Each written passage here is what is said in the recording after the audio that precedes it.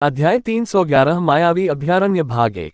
लगभग पिछले महीने साउथ माउंटेन सिटी ने अपनी कुछ ताकत वापस पा ली थी, लेकिन पीड़ित अभी भी हर किसी के दिमाग में थे।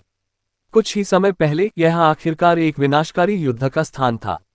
वर्तमान में साउथ माउंटेन सिटी की सुरक्षा स्पष्ट रूप से आश्चर्यजनक थी। आखिरकार शहर के भीतर कई कुलीन लोग रहते थे। कुल मिलाकर night temple Holi night regiment, 3 सम्राट ग्रेट दानव हंट दस्ते और 4 राजा ग्रेट दानव हंट दस्ते, साथ ही 6 महान मंदिरों के सैकड़ों पावर हाउस थे, जो सभी दक्षिण माउंटेन सिटी के किनारों की रक्षा कर रहे थे। पिछले महीने में सुदृढ़ीकरण का दूसरा बैच पहले ही साउथ माउंटेन सिटी में पहुंच चुका था। भले ही राक्षसों ने एक बार फिर हमला किया, वे जवाब देने के लिए तैयार थे। आधी मैजिक तोपों की मरम्मत पहले ही की जा चुकी थी, जबकि बुरी तरह क्षतिग्रस्त तोपों को सीधे नई तोपों से बदल दिया जाएगा। लेकिन निस्संदेह इसमें समय लगता है। सहायक मंदिर मास्टर पुजारी लिंगजियो और सहायक मंदिर नाइट मास्टर हान कियान पंक्तियों के बीच में थे, क्षितिज को स्कैन कर रहे थे। उनकी पीठ पर मार्शल पोशाक पहने हुए 10 युवा थे और उनमें से लॉन्ग हाओचेन और कयर थे। प्रतियोगिता पहले ही समाप्त हो चुकी थी और लॉन्ग हाओचेन और कयर ने अपने प्रदर्शन के साथ इल्यूसरी पैराडाइज में प्रवेश करने का अधिकार प्राप्त कर लिया था। अब जब अपेक्षित दिन आ गया था, तो वे उस रहस्यमय स्थान का पता लगाने वाले थे। वे यहाँ हैं, हान कियान ने धीरे से कहा। दूर से एक निराकार दमनकारी भावना धीरे धीरे उभरी। दूर जाकर उन सभी ने देखा कि काले बादलों का एक झुंड तेजी से अपनी ओर बढ़ रहा है। दूर से देखने पर लॉन्ग हाओचेन कांपने से खुद को नहीं रोक सका। ये कोई काले बादल नहीं थे, वे ब्लैक ड्रैगन, दानव देवता सम्राट के निजी रक्षक थे, और उनकी संख्या भी कम नहीं थी। टेम्पल अलायंस बलों से लगभग 1000 मीटर की दूरी पर काले ड्रैगन धीरे धीरे जमीन पर पहुंचने से पहले धीरे धीरे उतरते हुए करीब आए। लॉन्ग हाओचेन ने उन्हें गिना तो उन्हें ये जानकर आश्चर्य हुआ कि वहां 3 ब्लैक ड्रैगन थे, जिनमें से सबसे ऊंचे का आकार 40 मीटर तक पहुंच गया था। वे अपनी पीठ पर दर्जनों अन्य राक्षसों को लेकर चल रहे थे। ब्लैक ड्रैगन की सवारी करने के योग्य होने के लिए वे स्पष्ट रूप से सामान्य शैतान नहीं होंगे। 3 ब्लैक ड्रैगन के जमीन पर उतरने के बाद अंधेरे की एक मजबूत आभा ने सभी की इंद्रियों पर हमला कर दिया। उन्हें दृश्य से छुपाने वाली काली धुंध तेजी से सिकुड़ गई, क्योंकि वे टेम्पल अलायंस बलों की दिशा में बढ़ते हुए हटे कट्टे इंसानों के रूप में वापस सिकुड़ गए। एक लंबा, आकर्षक और प्रभावशाली अधेड़ उम्र का व्यक्ति सबसे आगे की ओर आ रहा था। रूपांतरित होने से पहले वह तीनों में से सबसे प्रभावशाली ब्लैक ड्रैगन भी था। सबसे असाधारण बात यह थी कि उसके बगल के 2 लोग ब्लैक ड्रैगन शाही रक्षक का हिस्सा नहीं थे, बल्कि बैंगनी बालों और बैंगनी आंखों वाले 2 सुंदर मध्यम आयु वर्ग के पुरुष थे।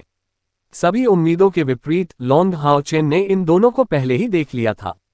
ये जानकर और भी अधिक आश्चर्य हुआ कि वे 4 सबसे प्रभावशाली राक्षसों में से 2 थे, जिन्हें उसने उस समय लूना पैलेस में लौटते देखा था। वे चंद्र दानव देवता की दाहिनी भुजाएं थे, जिन्हें चंद्र दानव कबीले में 10,000 में से एक कहा जा सकता था। पीछे ब्लैक ड्रैगन शाही रक्षक के अन्य 2 सदस्य और मून डेमन कबीले के ताकतवर लोग, साथ ही 1 दर्जन नारंगी बालों वाले और नारंगी आंखों वाले लोग आए, जो बाहर से इंसानों की तरह दिखते थे, लेकिन एक क्षणिक भावना बिखेरते थे। ये स्टार डेमन कबीले के लोग थे और उन्हें देखकर लॉन्ग हाओचेन ने अनुमान लगाया कि उनकी पहचान क्या थी। स्टार दानव भगवान राक्षसों के महान भविष्यवक्ता थे और उनके कबीले के लोग भी राक्षसों में सर्वश्रेष्ठ जादूगर थे।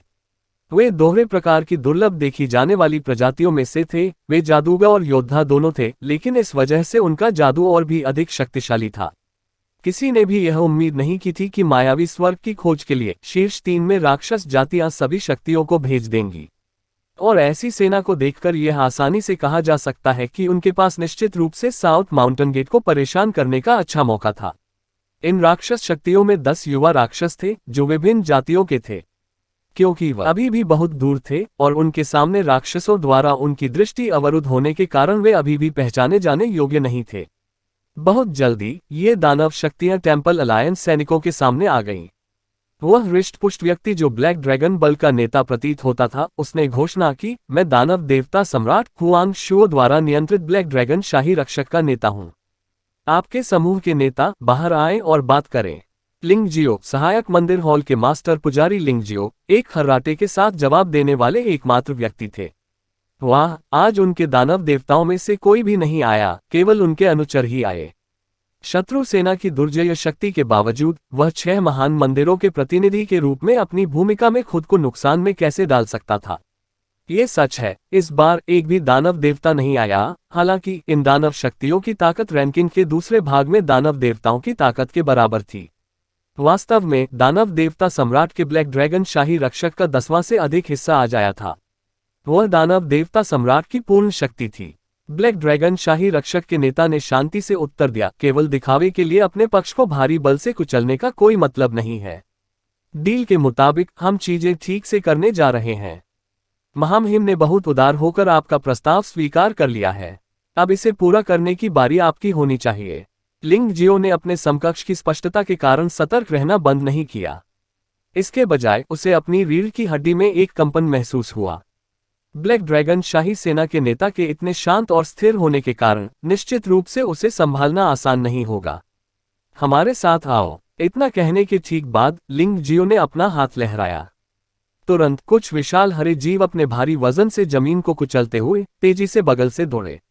ये ग्रीन पेंग 7वें चरण के जादुई जानवर थे।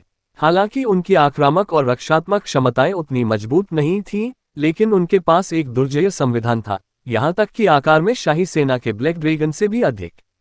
वे लंबी दूरी की लड़ाई में विशेषज्ञ थे और भार उठाते थे, और केवल मंदिर का पुजारी ही उठाता था, क्योंकि आखिरकार पुजारी शारीरिक रूप से कमजोर थे और पहाड़ों पर लंबी दूरी की यात्रा करने में असमर्थ थे।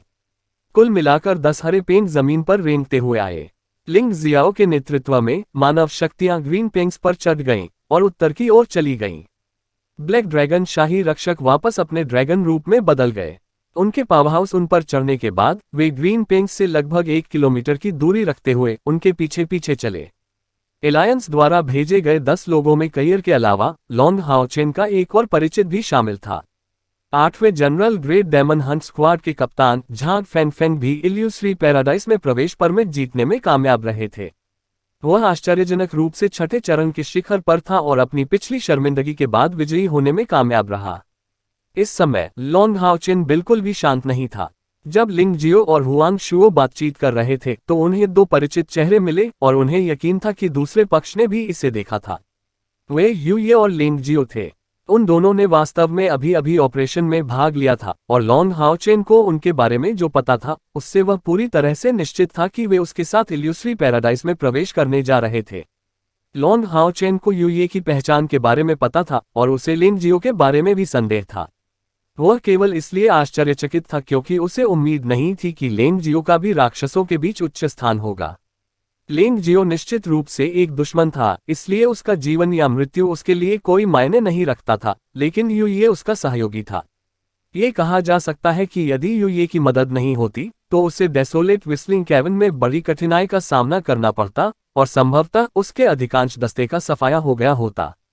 विशेष रूप से उनकी वापसी यात्रा के दौरान ये यूये की मदद के कारण था कि सब कुछ सुचारू रूप से चला गया और वे जीवित वापस आ गए। राक्षसों के बीच ऐसा सहयोगी होना निस्संदेह 21वें general great demon hunt squad के लिए एक अच्छी बात थी और उन्हें भविष्य में लाभ उठाने के कई और अवसर मिलेंगे। इल्यूसरी पैराडाइज के अंदर का स्थान अपने अनुमानित नाम जितना अद्भुत नहीं था। पिछले दिनों लिंग जियो ने ऑपरेशन में सभी प्रतिभागियों को इल्यूसरी पैराडाइज के बारे में अत्यधिक विस्तृत जानकारी साझा की थी। यह महत्वपूर्ण जानकारी अनगिनत मानव जीवन की हानि पर प्राप्त हुई थी। कईर ने धीरे से कहा, हाओचेन, चिंता मत करो, समय आने पर हम उसे कुछ मदद देंगे और वह ठीक हो जाएगा। हम लॉन्ग हाओचेन ने कई को आश्चर्यचकित दृष्टि से देखा। कईर ने शांति से जारी रखा, वह अपने शरीर के अंदर मेरे पवित्र आत्मा स्टोव द्वारा छोड़े गए संसार के खंजर की मुहर रखती है, इसलिए उसका जीवन या मृत्यु मेरे हाथ में है। उसकी चालों से डरने की जरूरत नहीं है। हमारी भविष्य की कार्रवाई के लिए यह महिला महत्वपूर्ण होगी, इसलिए हम उसे यहां मरने नहीं दे सकते। कईर के शब्दों ने लॉन्ग हाओचेन को अपना संकल्प मजबूत करने में मदद की। जवाब में उसने सिर हिलाया। इल्यूसरी तीरथ दक्षिण माउंटेन सिटी से 60 किलोमीटर उत्तर में एक जंगल के भीतर स्थित था। चाहे वह ग्रीन पेंग्स हो या ब्लैक ड्रैगन्स, यह एक ऐसी दूरी थी जिसे कवर करने के लिए बस पलक झपकते ही रास्ता तय करना था। दूर से उसकी दृष्टि रेखा में घने जंगल का एक बड़ा क्षेत्र पूरा दिखाई दे रहा था। आसमान से जंगल की वनस्पतियों को देखते हुए वे सभी महसूस कर सकते थे कि यह जंगल कितने विशाल पैमाने पर पहुंच गया है। ये केवल कई हजार वर्षों के विकास के माध्यम से ही प्राप्त किया गया होगा। लिंग जियो के संकेत के तहत ग्रीन पेंग धीरे धीरे जंगल के बाहर उतरे। जैसे ही सभी ने ग्रीन पेंग्स को सफलतापूर्वक उतारा, राक्षसों ने भी वैसा ही किया। चंद्रमा दानव कबीले के 2 दानव राजाओं के साथ हुआंग शुओ ने चुपचाप पूछा, हम सीधे क्यों नहीं उड़ते? लिंग जियाओ ने खर्राटे के साथ जवाब दिया, आप चाहें तो कोशिश कर सकते हैं। ये भूमि इल्यूस्ट्री सेंचुरी के दायरे में आती है, जो वह अभयारण्य है जिसे प्रकृति देवी ने पीछे छोड़ दिया है। और इस जंगल की रक्षा स्वयं प्रकृति देवी करती है। क्या आप सीधे उड़ान के लिए प्रवेश करना चाहते हैं? यह आपके लिए बहुत जल्दी है, लेकिन आपके दानव देव सम्राट को सक्षम होना चाहिए। हुआंग शुओ ने शांति से उत्तर दिया, चलो फिर चलते हैं। वे दोनों अपने अपने समूहों का नेतृत्व करते हुए जंगल के अंदरूनी हिस्से में आगे बढ़े। जब वे जंगल में दाखिल हुए तो माहौल तुरंत बदल गया, लेकिन ताज़ी अनुभूति और साफ हवा का आभास नहीं हुआ। एक बेस्वाद मीठी गंध उनके दिलों में प्रवेश कर गई, मानो उनकी आत्मा को साफ कर रही हो, और इससे शांति की भावना का वर्णन करना मुश्किल हो गया जिससे हर कोई असाधारण रूप से स्वागत महसूस कर रहा था। पक्षियों और कीड़ों की आवाजें बेहद स्पष्ट थीं, और पानी, पृथ्वी और प्रकाश के मौलिक उतार चढ़ाव बेहद मजबूत थे। लॉन्ग हाओचेन पर इसका सबसे गहरा प्रभाव पड़ा। जब उसने जंगल में अपना पहला कदम रखा तो उसे तुरंत गर्मी का एहसास हुआ, जैसे वह घर आ रहा हो। ऐसा लग रहा था जैसे सब कुछ सुंदर था, और मेरे मन में उसके लिए आत्मीयता की भावना थी। घास का हर तिनका और हर पेड़ उसे देखकर मुस्कुरा रहा था, और प्रकाश का तत्व धीरे से उसे घेर रहा था। जल और पृथ्वी तत्व के कण भी उसके चारों ओर घूमते हुए उसके शरीर को गीला करते थे। ऐसी शानदार अनुभूति के साथ लॉन्ग हाओचेन को लगा कि उसकी आत्मा बार बार शुद्ध हो गई है, क्योंकि उसकी सभी नकारात्मक भावनाएं और चिंताएं शांति से दूर हो गईं। अविभाज्य रूप से नर्म पारदर्शी प्रकाश की एक परत ने उसकी त्वचा को ढंक दिया। यह ऐसा था जैसे जंगल की पुकार ने उसे पंख की तरह हल्का महसूस कराया हो। अध्याय 312 मायावी अभयारण्य भाग 2। उसके करीब होने के कारण कईर ने तुरंत लॉन्ग हाओचेन के शरीर में होने वाले बदलावों को महसूस किया। उसकी भी ऐसी ही प्रतिक्रिया थी, लेकिन ये किसी भी तरह से लॉन्ग हाओचेन जितनी तीव्र नहीं थी। आखिरकार वह प्रकाश के दयालु थे, और चूंकि वनस्पति का विकास प्रकाश से जटिल रूप से जुड़ा हुआ था, इसलिए प्रकृति की पुकार न केवल उनके लिए संवेदना के माध्यम से, बल्कि सच्चे जादुई प्रभावों के माध्यम से प्रकट हुई। ये जादुई अस्तित्व के सबसे सौम्य रूपों में से एक था, और उसकी मौलिक आत्मीयता को एक बड़ा विस्तार प्रदान करने में सक्षम था, साथ ही उसे कुछ हद तक कमजोर भी कर रहा था। वर्तमान लॉन्ग हाओचेन बिल्कुल कईर की तरह था जब उसने पहली बार टॉवर ऑफ इटर्निटी में प्रवेश किया था। ठीक इसी क्षण उनकी आत्मा न केवल ज्ञान की समझ से भर गई थी, बल्कि गर्मजोशी से भर गई थी। ये पूर्णतया जलमग्नता थी। यह ऐसा था मानो उसका शरीर और यहाँ तक कि उसकी आध्यात्मिक ऊर्जा भी प्रकृति की पुकार से शुद्ध हो गई हो, और सभी अशुद्धियां भीतर से साफ हो गईं, पूरी तरह से गायब हो गईं। इसकी तुलना में राक्षसों की स्थिति अच्छी नहीं थी। उनकी सभी भौहें तनी हुई थीं, और उनके शरीर उस समय काली गैस उत्सर्जित कर रहे थे जब वे अपने परिवेश की प्राकृतिक ऊर्जा का विरोध करने की कोशिश कर रहे थे। यदि हुआंग शुओ के निर्देश नहीं होते तो वे पहले ही आसपास की वनस्पति को नष्ट करने की कोशिश में जुट गए होते। प्रकृति संसार की जीवंतता से भरपूर थी, जबकि अंधकार छाया और शीतलता से भरा था, इसलिए इन दोनों संस्थाओं के बीच असंगति अपरिहार्य थी। हुआंग शुओ ने लिंग जियाओ से कहा, यदि तुम कर सकते हो तो थोड़ा तेज चलो। मुझे और मेरे कुल के लोगों को ये जगह पसंद नहीं है। यदि इसमें बहुत अधिक समय लगता है तो मैं इसकी गारंटी नहीं दे पाऊंगा कि मैं उन्हें पर्याप्त समय तक नियंत्रित कर सकता हूं। लिंग जियाओ ने उसे शांत उत्तर दिया, फिर इसे आजमाएं। हालांकि हमारा सहयोग केवल अस्थायी है, हम किसी भी चाल का सहारा नहीं लेंगे क्योंकि उन्होंने अपना वादा निभाया है। मैं केवल एक बार फिर दोहराऊंगा कि यह प्रकृति की देवी का निवास है। यदि आप यहाँ के पर्यावरण को नुकसान पहुंचाते हैं तो यह हमारे समझौते का उल्लंघन नहीं होगा, और इल्यूस्ट्री सेंचुरी आपके प्रवेश पर प्रतिबंध लगा देगा। हुआंग शुओ ने अपनी भौहें सिकोड़ ली, लेकिन जल्दी ही सामान्य स्थिति में लौट आए। शांति से सिर हिलाते हुए उसने और कुछ नहीं कहा। जंगल में रास्ता उबड़ खाबड़ था और गुजरना कठिन था, लेकिन इससे इन बिजलीघरों की प्रगति पर कोई असर नहीं पड़ा। जाने से पहले लिंग जियो ने गठबंधन बलों को बार बार चेतावनी दी थी कि उन्हें यहाँ पौधों को नुकसान नहीं पहुंचाना चाहिए, चाहे कुछ भी हो, अन्यथा इसे इल्यूस्ट्री फॉरेस्ट के खिलाफ दुश्मनी माना जाएगा। जैसे जैसे वे जंगल के बीचों बीच आगे बढ़े, प्रकृति की आभा और भी मजबूत होती गई। यदि ये साधारण शैतान होते तो वे वनस्पति के विरुद्ध कार्रवाई का विरोध करने में सक्षम नहीं होते, लेकिन चूंकि उनके बीच 9वें चरण की शक्तियां थीं, इसलिए स्वाभाविक रूप से उनके पास स्थिति से निपटने का अपना तरीका था। कम से कम फिलहाल तो इस संबंध में कोई समस्या सामने नहीं आई है।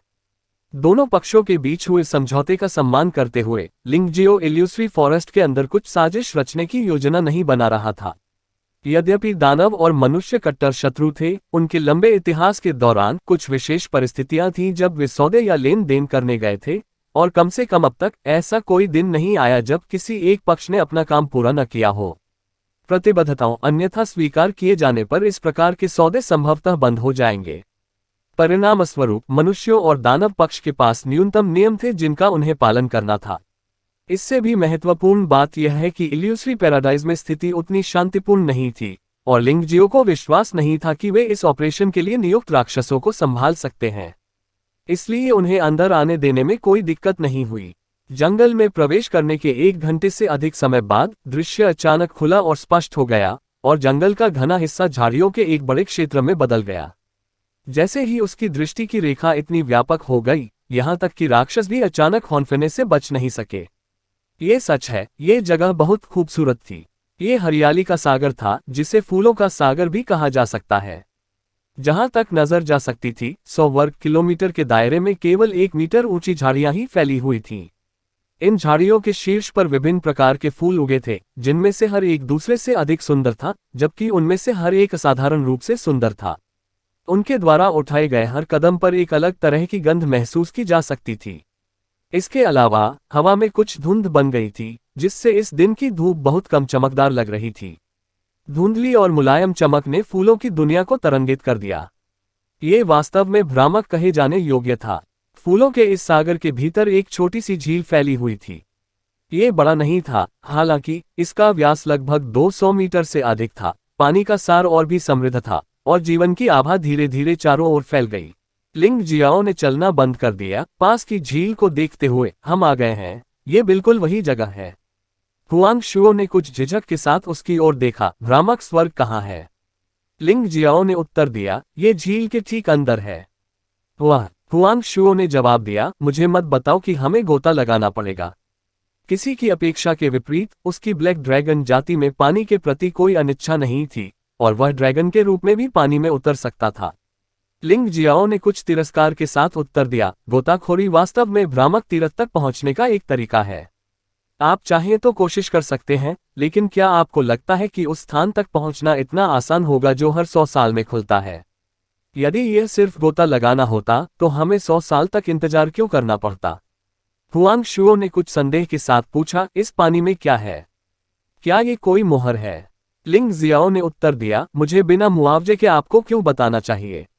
ये कहते हुए उसने अपना दाहिना हाथ हुआंगशुओ की ओर बढ़ाया। हुआंगशुओ के अनियंत्रित चेहरे पर कुछ बदलाव दिखाई दिए, लेकिन फिर भी उसने एक भंडारण से कुछ निकाला और लिंगजियो के हाथ में रख दिया। वस्तु को देखते हुए लिंगजियो के सामान्य रूप से सख्त चेहरे पर तुरंत एक दुर्लभ मुस्कान प्रकट हुई, जिसके बाद शांत शब्द बोले, ठीक है, मैं आपको बता दूं। इस झील के पानी में एक शक्तिशाली और प्राचीन इकाई है। हमारे पास मौजूद रिकॉर्ड से पता चलता है कि यह अतीत में लौटने वाली प्रकृति देवी का संरक्षक था। कम से कम कई हजार साल तक यहाँ रहो। यदि आप मरने से नहीं डरते हैं, तो आप यहाँ गोता लगा सकते हैं और इस शक्तिशाली सर्वशक्तिमान इकाई की ताकत को स्वयं देख सकते हैं। हुआंगशुओ ने आश्चर्यचकित होकर खुलासा किया, प्राचीन काल का एक जादुई जानवर। क्या आप जानते हैं कि यह किस जाति का है? लिंगजियो ने एक बार फिर अपना हाथ बढ़ाया, और यद्यपि पास में मौजूद हान कियान ने अपना सिर उठाया, लेकिन लिंगजियो अपने चेहरे पर अपनी मुस्कान छिपाने में विफल रहा। हुआंगशुओ ने गुस्से में घोषणा की, अति मत करो। लिंगजियो ने एक अप्रत्याशित और मासूम रूप प्रकट किया, आप पूछना भी बंद कर सकते हैं, क्या आप जानते हैं? अपना रोष दिखाने की इच्छा का विरोध करते हुए हुआंगशुओ ने पहले की तरह उसी चीज का एक और टुकड़ा निकाला, उसे लिंगजियो के हाथ में रख दिया। बोलो। लिंगजियाओ के चेहरे के हाव भाव धीरे धीरे बदल गए। वह चुपचाप लेकिन दृढ़ता से बड़बड़ा रहा था, मैं आपको बताऊंगा कि यह ज्यादा नहीं है। इस झील में एक ड्रैगन परी रहती है। हुआंगशुओ ने उखड़ी हुई सांस छोड़ी, उसका मूल रूप से क्रोधित चेहरा सामान्य हो गया। उन्होंने सिर हिलाते हुए कहा, धन्यवाद। ठीक उसी क्षण लिंगजियो को कुछ असामान्य महसूस हुआ। ये व्यक्ति इतनी आसानी से जानकारी के इन 2 टुकड़ों का आदान प्रदान करने के लिए ड्रैगन ऑइंटमेंट के 2 टुकड़े कैसे सौंप सकता है? उसकी शक्ल से ऐसा लग रहा था मानो उसे कोई नुकसान नहीं हुआ हो। क्या इसमें कोई समस्या हो सकती है कि मैंने आपको वह जानकारी दी? वह कुछ गहरे पश्चाताप को महसूस किए बिना नहीं रह सका, लेकिन चूंकि सब कुछ कहा और किया जा चुका है, इसलिए पछताने के लिए बहुत देर हो चुकी है। हुआंग शुओ ने कहा, चूंकि झील में एक परी ड्रैगन रहता है, हमें कैसे प्रवेश करना चाहिए? लिंग जियाओ ने जवाब दिया, अधिक से अधिक एक दिन में इल्यूश्री तीर्थ फिर से खुलेगा। उस समय किनारे की ओर एक मार्ग बनेगा। मायावी स्वर्ग में प्रवेश करने के लिए हमें केवल इससे होकर गुजरना होगा। विचारमग्न दृष्टि से हुआंग शुओ ने उत्तर दिया, चलो बस इंतजार करें और देखें। ऐसा कहकर वह राक्षस शक्तियों के समूह को पास के एक स्थल पर ले गया। जब वे इस झील पर पहुंचे जहां मायावी तीर्थ एक साथ स्थित था, तो प्रकृति की आभा ने धीरे धीरे उन्हें खत्म करना शुरू कर दिया था। सैकड़ों इमारतें उस स्थान को घेरने लगीं, जिससे बहुत ही शांतिपूर्ण दृश्य दिखाई देने लगा। टेम्पल अलायंस बलों ने भी इसका अनुसरण किया। वे सभी क्रमिक रूप से बैठ गए और इल्यूश्री सेंचुरी के खुलने का इंतजार करने लगे। लॉन्ग हाओचेन ने अनजाने में राक्षसों की दिशा में देखा। संयोग से उसकी नजर करिश्माई यूये से हुई। वह लिंग जियाओ की नजरों से भी मिला। हालांकि दोनों लड़कियों ने उन्हें बिल्कुल अलग लुक दिया। यूये के चेहरे पर सौम्यता और गर्मजोशी से भरी मुस्कान थी, मानो वह अपने प्रिय को देख रही हो। लेकिन लिंग जियाओ की नजर बहुत भयंकर थी, मानो उसकी आंखें लॉन्ग हाओचेन को भेद रही हो। यूये की अभिव्यक्ति अचानक बदल गई। जैसे ही उसने महसूस किया कि कईर की नजर उस पर है, उसने तुरंत अपना सिर घुमा लिया। हालांकि लिंग जियो बिना किसी डर के लॉन्ग हाओचेन और कईर को देख रही थी, यहां तक कि अपनी भींचती हुई मुठ्ठियां भी दिखा रही थी। यूये के सामने एक युवक बैठा था, जो राक्षस समूह का नेता लग रहा था, जो भ्रामक स्वर्ग की ओर जा रहा था। लंबे कद के साथ वह दिखने में 20 के करीब दिखता था, और उसके बारे में सबसे अनोखी बात यह थी कि उसके न केवल बाल काले थे, बल्कि उसकी आंखें भी काली थीं। वह शांति से वहां बैठा था, पालथी मारकर, और बहुत शांत, जैसे कि उसके शरीर के आसपास की आभा मौजूद ही न हो। लॉन्ग हाओचेन की नजर स्वाभाविक रूप से इस काले बालों वाले, काली आंखों वाले युवा की ओर आकर्षित हुई, जिसे अपने समकक्ष की शांत स्थिति से तीव्र खतरा महसूस हो रहा था। ऐसा लग रहा था कि उस युवक को लॉन्ग हाओचेन की सतर्क निगाहों का एहसास हो गया था, क्योंकि उसने धीरे से अपना सिर घुमाया। जैसे ही उनकी नजरें मिली, लॉन्ग हाओचेन ने जो कुछ देखा वह कुछ भी नहीं था, जबकि काले बालों वाले युवा ने केवल पवित्रता देखी। हालांकि पहली बार जब उन्होंने एक दूसरे को देखा, तो अप्रत्याशित रूप से उनमें एक दूसरे के प्रति कोई शत्रुता नहीं थी, जैसे कि वे प्राकृतिक दुश्मन नहीं थे। काले बालों और आंखों वाला ये युवक बेहद खूबसूरत लग रहा था, और उसे देखकर लॉन्ग हाओचेन को डेजा वू की एक परिचित अनुभूति हो रही थी, जैसे उसने उसे पहले कहीं देखा हो। उस युवक की दृष्टि अचानक ठंडी हो गई और उसने हत्या करने का तीव्र इरादा कर दिया। हालांकि लॉन्ग हाओचेन को लग रहा था कि इस हत्या के इरादे को जारी करने के लिए मजबूर किया गया था, और उसके पास वर्तमान में हत्या की कोई इच्छा नहीं थी। उसके साथ क्या माजरा है? क्या ऐसा हो सकता है कि मैंने इससे पहले भी देखा हो? हालांकि लॉन्ग हाओचेन अपनी याददाश्त के प्रति बहुत आश्वस्त थे, और उन्हें इस युवक को पहले देखने की याद नहीं थी। अपना सिर घुमाते हुए और अपने समकक्ष की ओर न देखते हुए लॉन्ग हाओचेन ने धीरे से अपनी आंखें बंद कर ली और खुद को प्रकृति से भरी इस जगह में डूबने दिया। जबकि अन्य लोगों को लगा कि यहाँ प्रकृति की आभा कमजोर है, लॉन्ग हाओचेन के लिए यह बिल्कुल विपरीत था। उन्होंने पाया कि हालांकि झील के पास प्रकृति की आभा कमजोर लग रही थी, लेकिन वह बेहद शुद्ध थी। नतीजतन इससे व्यक्ति को कमजोर होने का एहसास होता है, मानो उनकी अपवित्रता से गंदा होने के डर से वह उनके पास जाने को तैयार नहीं थी। प्रकृति की शुद्धतम आभा लॉन्ग हाओचेन के शरीर में प्रवाहित होती थी, जो उसे नमी प्रदान करते हुए शुद्ध करती थी। इससे एक शानदार दृश्य उभरने लगा और अप्रत्याशित रूप से लॉन्ग हाओचेन को किसी चीज की पकड़ महसूस हुई। धीरे धीरे उसका दिल और अधिक शांत हो गया। अध्याय 313 मायावी अभयारण्य भाग 3। बिना कुछ किए इंतजार करना लॉन्ग हाओचेन से अलग था। उनकी समझ की स्थिति में उनका शरीर प्रकृति के साथ एक हो गया प्रतीत होता था, बिल्कुल यहाँ के पौधों की तरह और मिट्टी के टुकड़े या साफ पानी के एक खंड की तरह। उसके करीब बैठकर कईर को लगा कि अगर उसके पास उसे देखने के लिए आंखें नहीं होंगी, तो ऐसा लगेगा जैसे वह गायब हो रही है। मिनट दर मिनट और घंटे दर घंटे समय बीतता गया। शक्तियों से युक्त दोनों पक्षों को प्रतीक्षा का भय नहीं हुआ। रात होने तक आसमान धीरे धीरे अंधेरा होता जा रहा था। रात ढलने के साथ हवा ठंडी हो गई, जबकि आर्द्रता स्वाभाविक रूप से बढ़ गई। ऐसे ही एक दिन और एक रात बीत गई। जैसे ही आसमान सफेद होने लगा, हुआंग शुओ लिंग जियो की ओर देखते हुए उठने लगा। एक दिन और एक रात हो चुकी थी, लेकिन मायावी मंदिर के प्रकट होने का कोई संकेत नहीं दिख रहा था। ठीक उसी क्षण हर किसी के दिमाग पर एक अद्भुत एहसास गुजरा। मूल रूप से अपनी साधना में डूबे हुए उन सभी ने एक साथ एक ही तरह से प्रतिक्रिया व्यक्त की। प्रत्येक उस दिशा में देख रहा है जहां परिवर्तन हुआ। आसपास का स्थान थोड़ा विकृत हो गया था और प्रकृति की गंध अचानक घनी हो गई थी। उन सभी ने महसूस किया कि उनके मुंह के माध्यम से बड़ी मात्रा में जीवन शक्ति चूसी जा रही है। अंततः शैतानों को भी इससे सुखद एहसास होने लगा। झील के ऊपर पतली लहरें दिखाई देने लगीं जो बड़ी होती गईं और झील के बीच में पानी की एक धारा फूटने लगी। इस समय जीवन का सर्वव्यापी सार सभी दिशाओं में एकत्रित होने लगा। भोर के आगमन के साथ मायावी तीरथ धीरे धीरे झील से ऊपर उठ गया। धीरे धीरे झील से एक गहरे हरे रंग का महल उभर आया और झील का साफ पानी नालों में बहने लगा।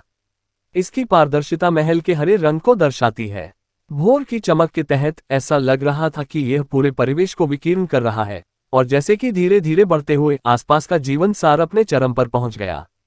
आसपास के सभी पौधों ने प्रतिक्रिया की और भयानक गति से बढ़ने लगे।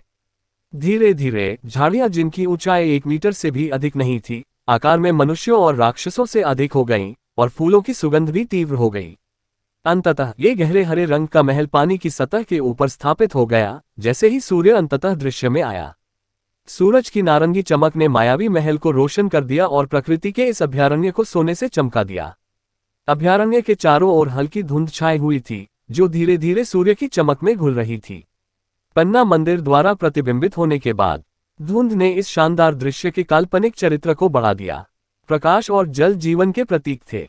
यह एक ऐसा दृश्य था जिसने सभी को स्तब्ध कर दिया और किसी ने भी हिलने की हिम्मत नहीं की, क्योंकि यह वास्तव में बहुत सुंदर था। जब उन्होंने इतना सुंदर दृश्य देखा तो ऐसा लगा जैसे वे सभी उस खतरे को भूल गए हों जिसका वे सामना करने वाले थे।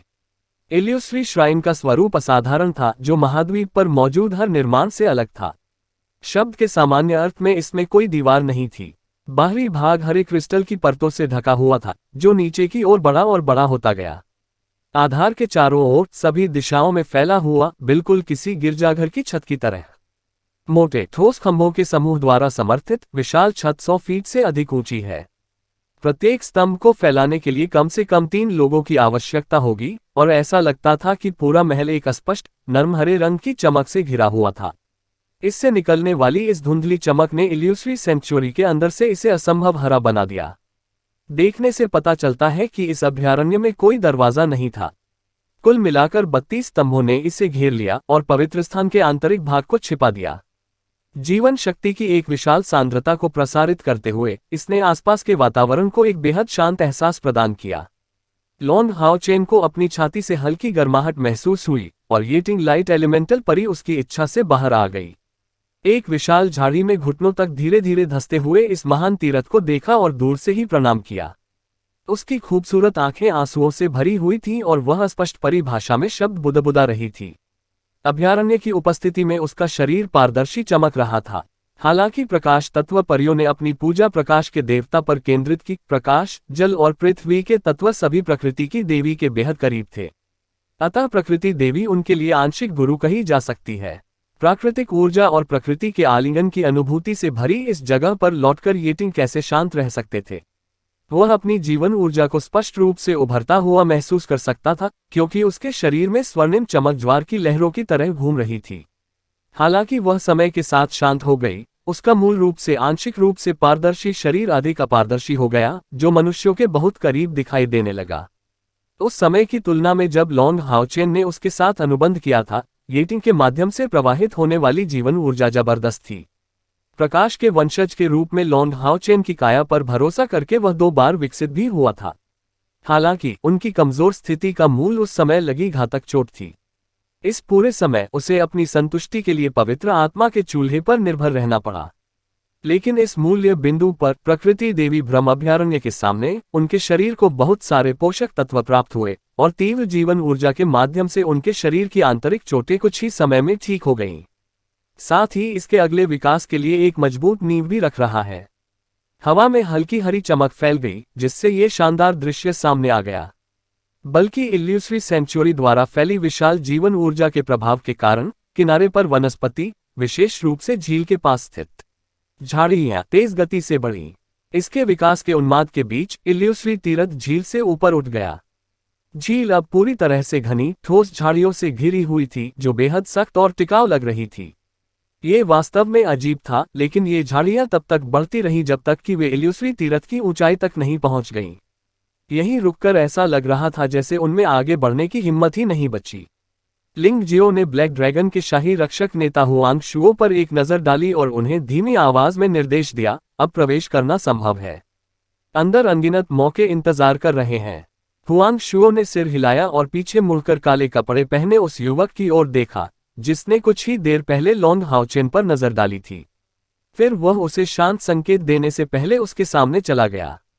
अहबाओ, सावधान रहो। हाँ, काले लिबास वाले युवक ने उसे सरल उत्तर दिया। अपने पैर की उंगलियों से जमीन पर हल्के से थपथपाने से वह हवा में ऊंची उड़ान भरने लगा। ये लिंग जियो, साथ ही अन्य भाग लेने वाले राक्षसों ने एक के बाद एक उसका पीछा किया। उधर मनुष्य अपने रास्ते पर चलते रहे। लॉन्ग हाओचेन और कयर तुलनात्मक रूप से अपने समूह में सबसे नीचे थे, क्योंकि 10 के 2 समूहों ने इल्यूश्री श्राइन में प्रवेश किया था। झील के चारों ओर उगी झाड़ियां बेहद घनी थीं, जिससे शीर्ष पर चढ़ते समय उनके पैरों को मजबूत और स्थिर आधार मिल रहा था। दोनों पक्ष इस प्रकार तट पार कर गए। अहबाओ, इसलिए इस लड़के को अहबाओ कहा जाता है। लॉन्ग हाओचेन ने हुआंग शुओ की आवाज बहुत स्पष्ट रूप से सुनी थी। उसने इस काले कपड़े वाले लड़के को स्पष्ट रूप से नहीं देखा था, लेकिन राक्षसों के समूह के नेता के रूप में उसकी वर्तमान ताकत और क्षमता कम नहीं हो सकती थी। अलायंस टेम्पल के पक्ष के 10 लोगों के पास कोई विशिष्ट नेता नहीं था। मायावी मंदिर में प्रवेश करने के बाद हर किसी को अपने तरीके से काम करना चाहिए।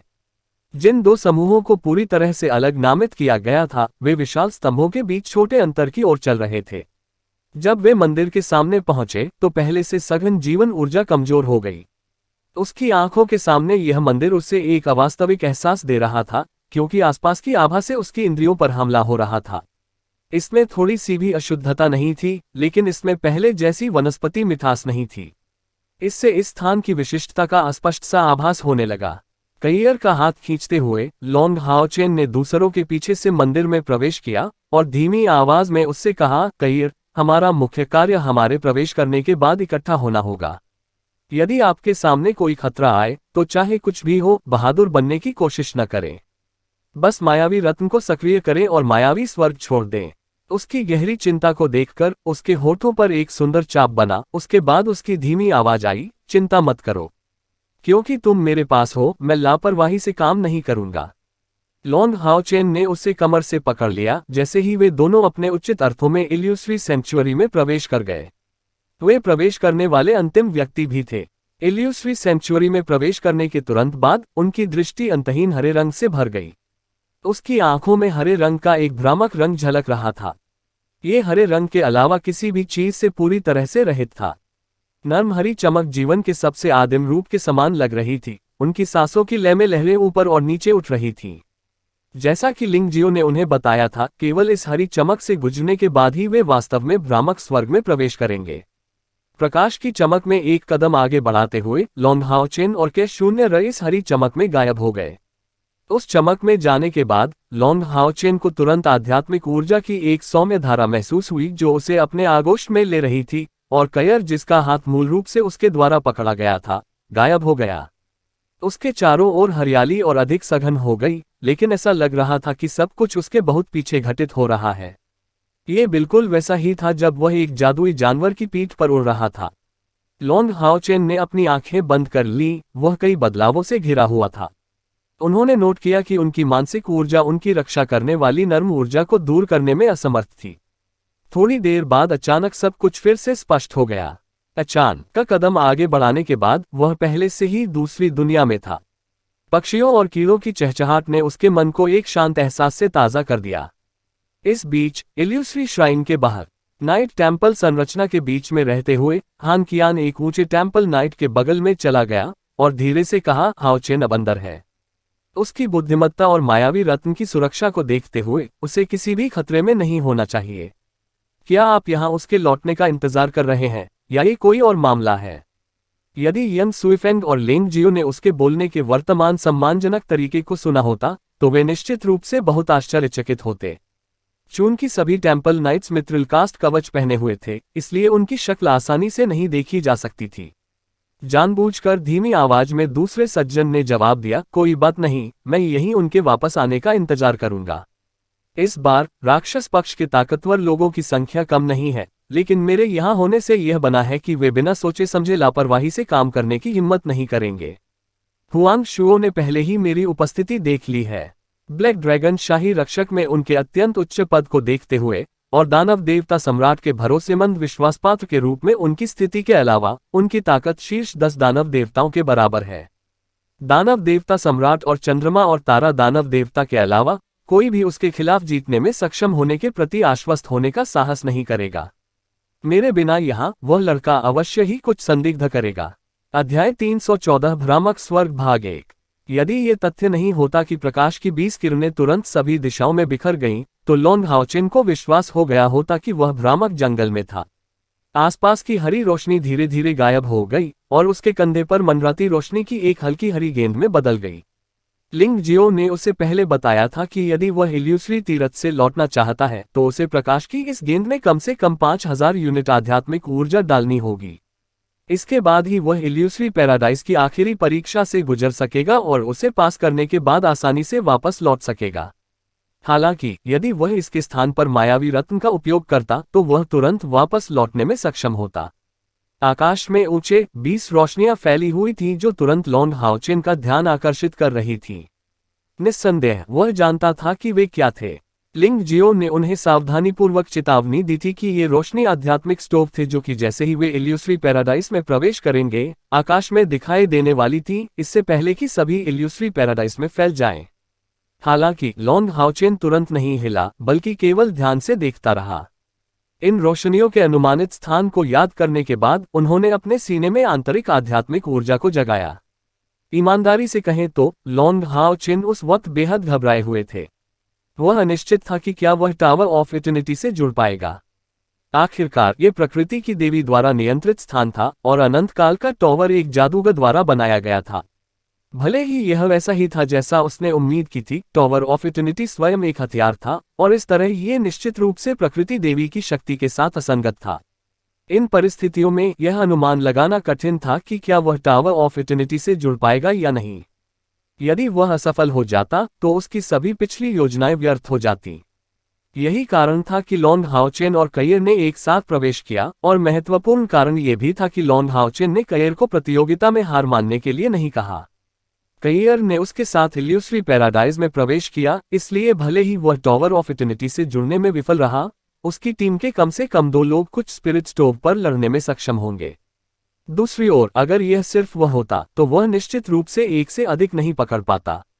आखिरकार लिंग जियो ने उन्हें पहले ही अंतिम परीक्षण की गंभीरता के बारे में सूचित कर दिया था। तेज रोशनी की हल्की सी चमक के साथ लॉन्ग हाओचेन की आंखों में एक ठंडा भाव आया और उसकी छाती के आसपास के क्षेत्र से एक सुनहरी चमक निकलने लगी, बिल्कुल शाश्वत मेलोडी से। ये भ्रामक स्वर्ग 4 मुख्य तत्वों प्रकाश, जल, पृथ्वी और प्रकृति के लिए अद्वितीय, दुर्लभ और शायद ही कभी देखे जाने वाले लकड़ी के तत्व से समृद्ध था। यह विभिन्न प्रकार की वस्तुओं के लिए बनाया गया है। बड़ी मात्रा में वनस्पति वाले स्थानों में लकड़ी का तत्व विशेष रूप से शक्तिशाली था, लेकिन इसके बिना स्थानों में यह बेहद कमजोर हो जाता था। प्रकृति से घनिष्ठ संबंध के कारण इसे जीवन की ऊर्जा भी कहा जा सकता है। आध्यात्मिक चूल्हे जो अभी अभी हवा में फैले थे मुख्यतः इन 4 तत्वों से संबंधित थे। जबकि वह वर्तमान में शाश्वत मेलोडी के साथ जुड़ने में डूबा हुआ था, लॉन्ग हाओचेन की छाती से प्रकाश का एक घना सार निकला, जिससे भीतर से आने वाली जलन बहुत तीव्र हो गई और सभी परिवेश धुंधले हो गए। लॉन्ग हाओचेन को इल्यूसरी पैराडाइज के अंदर होने के बावजूद या यूं कहें कि उसके शरीर में बहुत छोटा सा बदलाव महसूस हुआ। इस बार सभी उम्मीदों के विपरीत उन्होंने ब्रह्मांड के स्थानिक नियमों की विनाशकारी प्रक्रिया के खिलाफ महसूस किया। शाश्वत राग से प्रकाश का सघन सार निकला, जिसमें से बिना आवाज के एक दरवाजा निकला। द्वार खोलने की प्रक्रिया में सब कुछ मायावी स्वर्ग के भीतर उतार चढ़ाव वाले प्रकाश सार के नियंत्रण में था, जिससे यह आभास हुआ कि यह द्वार मायावी स्वर्ग का ही हिस्सा था। स्थानिक द्वार धीरे धीरे खुला, लेकिन लॉन्ग हाओचेन की आध्यात्मिक ऊर्जा भी राक्षसी गति से खत्म हो गई। वास्तव में अतीत में उसे अनंत काल के टावर को खोलने के लिए किसी भी आध्यात्मिक ऊर्जा का उपभोग करने की आवश्यकता नहीं थी, लेकिन इस बार बस एक पल में उसकी आधी आध्यात्मिक ऊर्जा समाप्त हो गई और खपत अभी भी जारी रही। सारा नियंत्रण खो देने की भावना के तहत लॉन्ग हाओचेन का माथा पहले से ही पसीने से टपक रहा था। वह स्थिति वास्तव में ऐसी थी जिसे देखने के लिए वह सबसे अधिक अनिच्छुक था। उसकी पूरी आध्यात्मिक ऊर्जा टॉवर ऑफ इटर्निटी से जुड़ने का प्रबंधन किए बिना ही खत्म हो गई थी। लेकिन संयोग से वह अभी खुद को भाग्यशाली मान रहा था। जैसे ही उसके पास आध्यात्मिक ऊर्जा की 1000 से अधिक इकाइयां बचीं, उसकी आकृति अचानक विकृत होने लगी और वह सुनहरी रोशनी की चमक के साथ गायब हो गया। इसके बाद एक परिचित मृत्यु ऊर्जा हवा में भर गई, उसके शरीर के चारों ओर जमा हो गई, और शाश्वत मेलोडी ने अपनी आध्यात्मिक ऊर्जा को पुनर्जीवित करने में मदद करने के लिए केवल टॉवर ऑफ इटर्निटी के लिए प्रकाश के तत्व को अवशोषित करना शुरू कर दिया। सफलता। अति प्रसन्न होकर लॉन्ग हाओचेन टावर ऑफ इटर्निटी में पहुंच गया। उसके साथी अपनी चरम स्थिति में टावर में प्रवेश कर चुके थे, लेकिन घातक ऊर्जा से भरी इस जगह पर लंबे समय तक उसका इंतजार करने के बाद उनमें से हर एक बाहर निकलने के लिए उत्सुक था। लॉन्ग हाओचेन को वहां आते देखकर वे तुरंत उत्साहित हो गए। बॉस, क्या ये काम किया? सिमा जियान ने जल्दी से पूछा। लॉन्ग हाओचेन ने जवाब में सिर हिलाया, कोई समस्या नहीं होनी चाहिए। बात बस इतनी है कि यहाँ टेलीपोर्टिंग की प्रक्रिया में मैंने काफी आध्यात्मिक ऊर्जा खर्च की। उन्हें अपने साथ यहाँ वापस लाने से संभवतः ये खपत बढ़ जाएगी, इसलिए मैं पहले ठीक होने के लिए खेती करूंगा और फिर हम तुरंत चले जाएंगे। समय उनके लिए स्थिर नहीं रहा, इसलिए पूरी संभावना है कि इल्यूसरी पैलेस में रहने वालों ने पहले ही चलना शुरू कर दिया होगा। यदि वे जल्दबाजी नहीं करते तो संभवतः लाभ दूसरों के हाथों में चला जाता। आखिरकार आध्यात्मिक चूल्हे इतने ही थे और कोई भी केवल एक से संतुष्ट नहीं होगा। क्रॉस लेग्ड बैठे हुए लॉन्ग हाओचेन ने अपनी मानसिक शक्ति को ढीला कर दिया और जल्दी ही अपनी आध्यात्मिक ऊर्जा पुनः प्राप्त कर ली। हालांकि उसकी साधना की त्रिज्या को देखते हुए भी उसे येटिंग की मदद के बिना आध्यात्मिक ऊर्जा की अपनी पिछली खपत को पुनर्जीवित करने के लिए आधे घंटे से कम की आवश्यकता नहीं होगी। लिंग शिन, मुझे कुछ बढ़िया रिकवरी पिल्स दीजिए। मैं अभी भी नहीं जानता कि आपको वापस लाने में कितनी आध्यात्मिक ऊर्जा लगेगी। लिन शिन से ग्रेट रिकवरी पिल्स प्राप्त करने के बाद लॉन्ग हाओचेन ने तुरंत टेलीपोर्टेशन कास्टिंग करते हुए अपने साथियों को टॉवर ऑफ इटर्निटी से बाहर निकाला। जैसा कि उन्हें उम्मीद थी, उन्हें वापस ले जाना बहुत चुनौतीपूर्ण था और अत्यधिक खपत के साथ आया। लगातार 6 ग्रेट रिकवरी पिल्स लेने के बाद और उनके शरीर में लगभग कोई आध्यात्मिक ऊर्जा नहीं बची थी, आखिरकार उन्होंने खुद को एक सुनहरी रोशनी से घिरा पाया। एक उज्ज्वल चमक के साथ एक समृद्ध और ताज़ा हवा ने तुरंत उनके चेहरों पर हमला किया, जिससे सभी को बहुत आश्चर्य हुआ। क्या ये मायावी स्वर्ग है? ये बहुत ही कम सुंदर होता है, चेन यंग र ने उच्च प्रशंसा में कहा। लॉन्ग हाओचेन ने उत्तर दिया, मेरे पीछे आओ। हमें तुरंत आध्यात्मिक चूल्हों की तलाश करनी होगी। हमें पहले ही काफी देर हो चुकी है, इसलिए हम आशा करेंगे कि हमें अच्छा दृश्य देखने को मिलेगा। चलो भी। ये कहते हुए उन्होंने अपनी आध्यात्मिक ऊर्जा को पुनः प्राप्त करने में भी समय नहीं लगाया और तुरंत अपने साथियों को दिशा निर्देश देकर उनका नेतृत्व किया। इस बीच उन्होंने अपनी आध्यात्मिक ऊर्जा को पुनः प्राप्त करने में मदद करने के लिए लाइट एलिमेंटल फेरी येटिंग भी निकाली। भ्रामक स्वर्ग जैसे वातावरण में उसकी आध्यात्मिक ऊर्जा की पुनर्प्राप्ति टॉवर ऑफ इटर्निटी की तुलना में बहुत तेज थी। शाश्वत मेलोडी और येटिंग की अतिसक्रियता और उनकी अधिक आध्यात्मिक गुहाओं के जुड़ने से उसे कोई आराम नहीं मिला। आखिरकार उसने केवल आध्यात्मिक ऊर्जा का उपभोग किया था और मानसिक रूप से पूरी तरह से तनावग्रस्त था। लॉन्ग हाओचेन ने जिस दिशा में जाने का फैसला किया वह सावधानीपूर्वक चुनी गई थी, क्योंकि वह इतने कम समय में इतने सारे स्पिरिट स्टोव की विशेषताओं को तुरंत याद करने में सक्षम था। हालांकि उन्होंने उन सामान्य दिशाओं को याद रखा जिनमें स्पिरिट स्टोव उड़ रहे थे और तदनुसार उन्होंने स्पिरिट स्टोव के उच्चतम घनत्व वाली दिशा को चुना। इसके अलावा यह उनके स्थान से बहुत दूर नहीं था, जिससे उन्हें स्पिरिट स्टोव खोजने के लिए सबसे इष्टतम संगठन मिला। लॉन्ग हाओचेन को पता चला कि जब उसके साथी वहां उसका पीछा कर रहे थे तो उनमें से प्रत्येक के पीछे प्रकाश की एक बड़ी गेंद तैर रही थी। बहुत स्पष्ट रूप से यहां स्पिरिट स्टोव प्राप्त करने के बाद टॉवर ऑफ इटर्निटी का उपयोग करना असंभव होगा। लिंग जियो ने उन्हें बताया था कि खतरे के समय में वह इल्यूसरी जेम पर भरोसा कर सकता है, लेकिन यहाँ कुछ स्पिरिट स्टोव मिलने के बाद जेम अपना सारा प्रभाव खो देगा।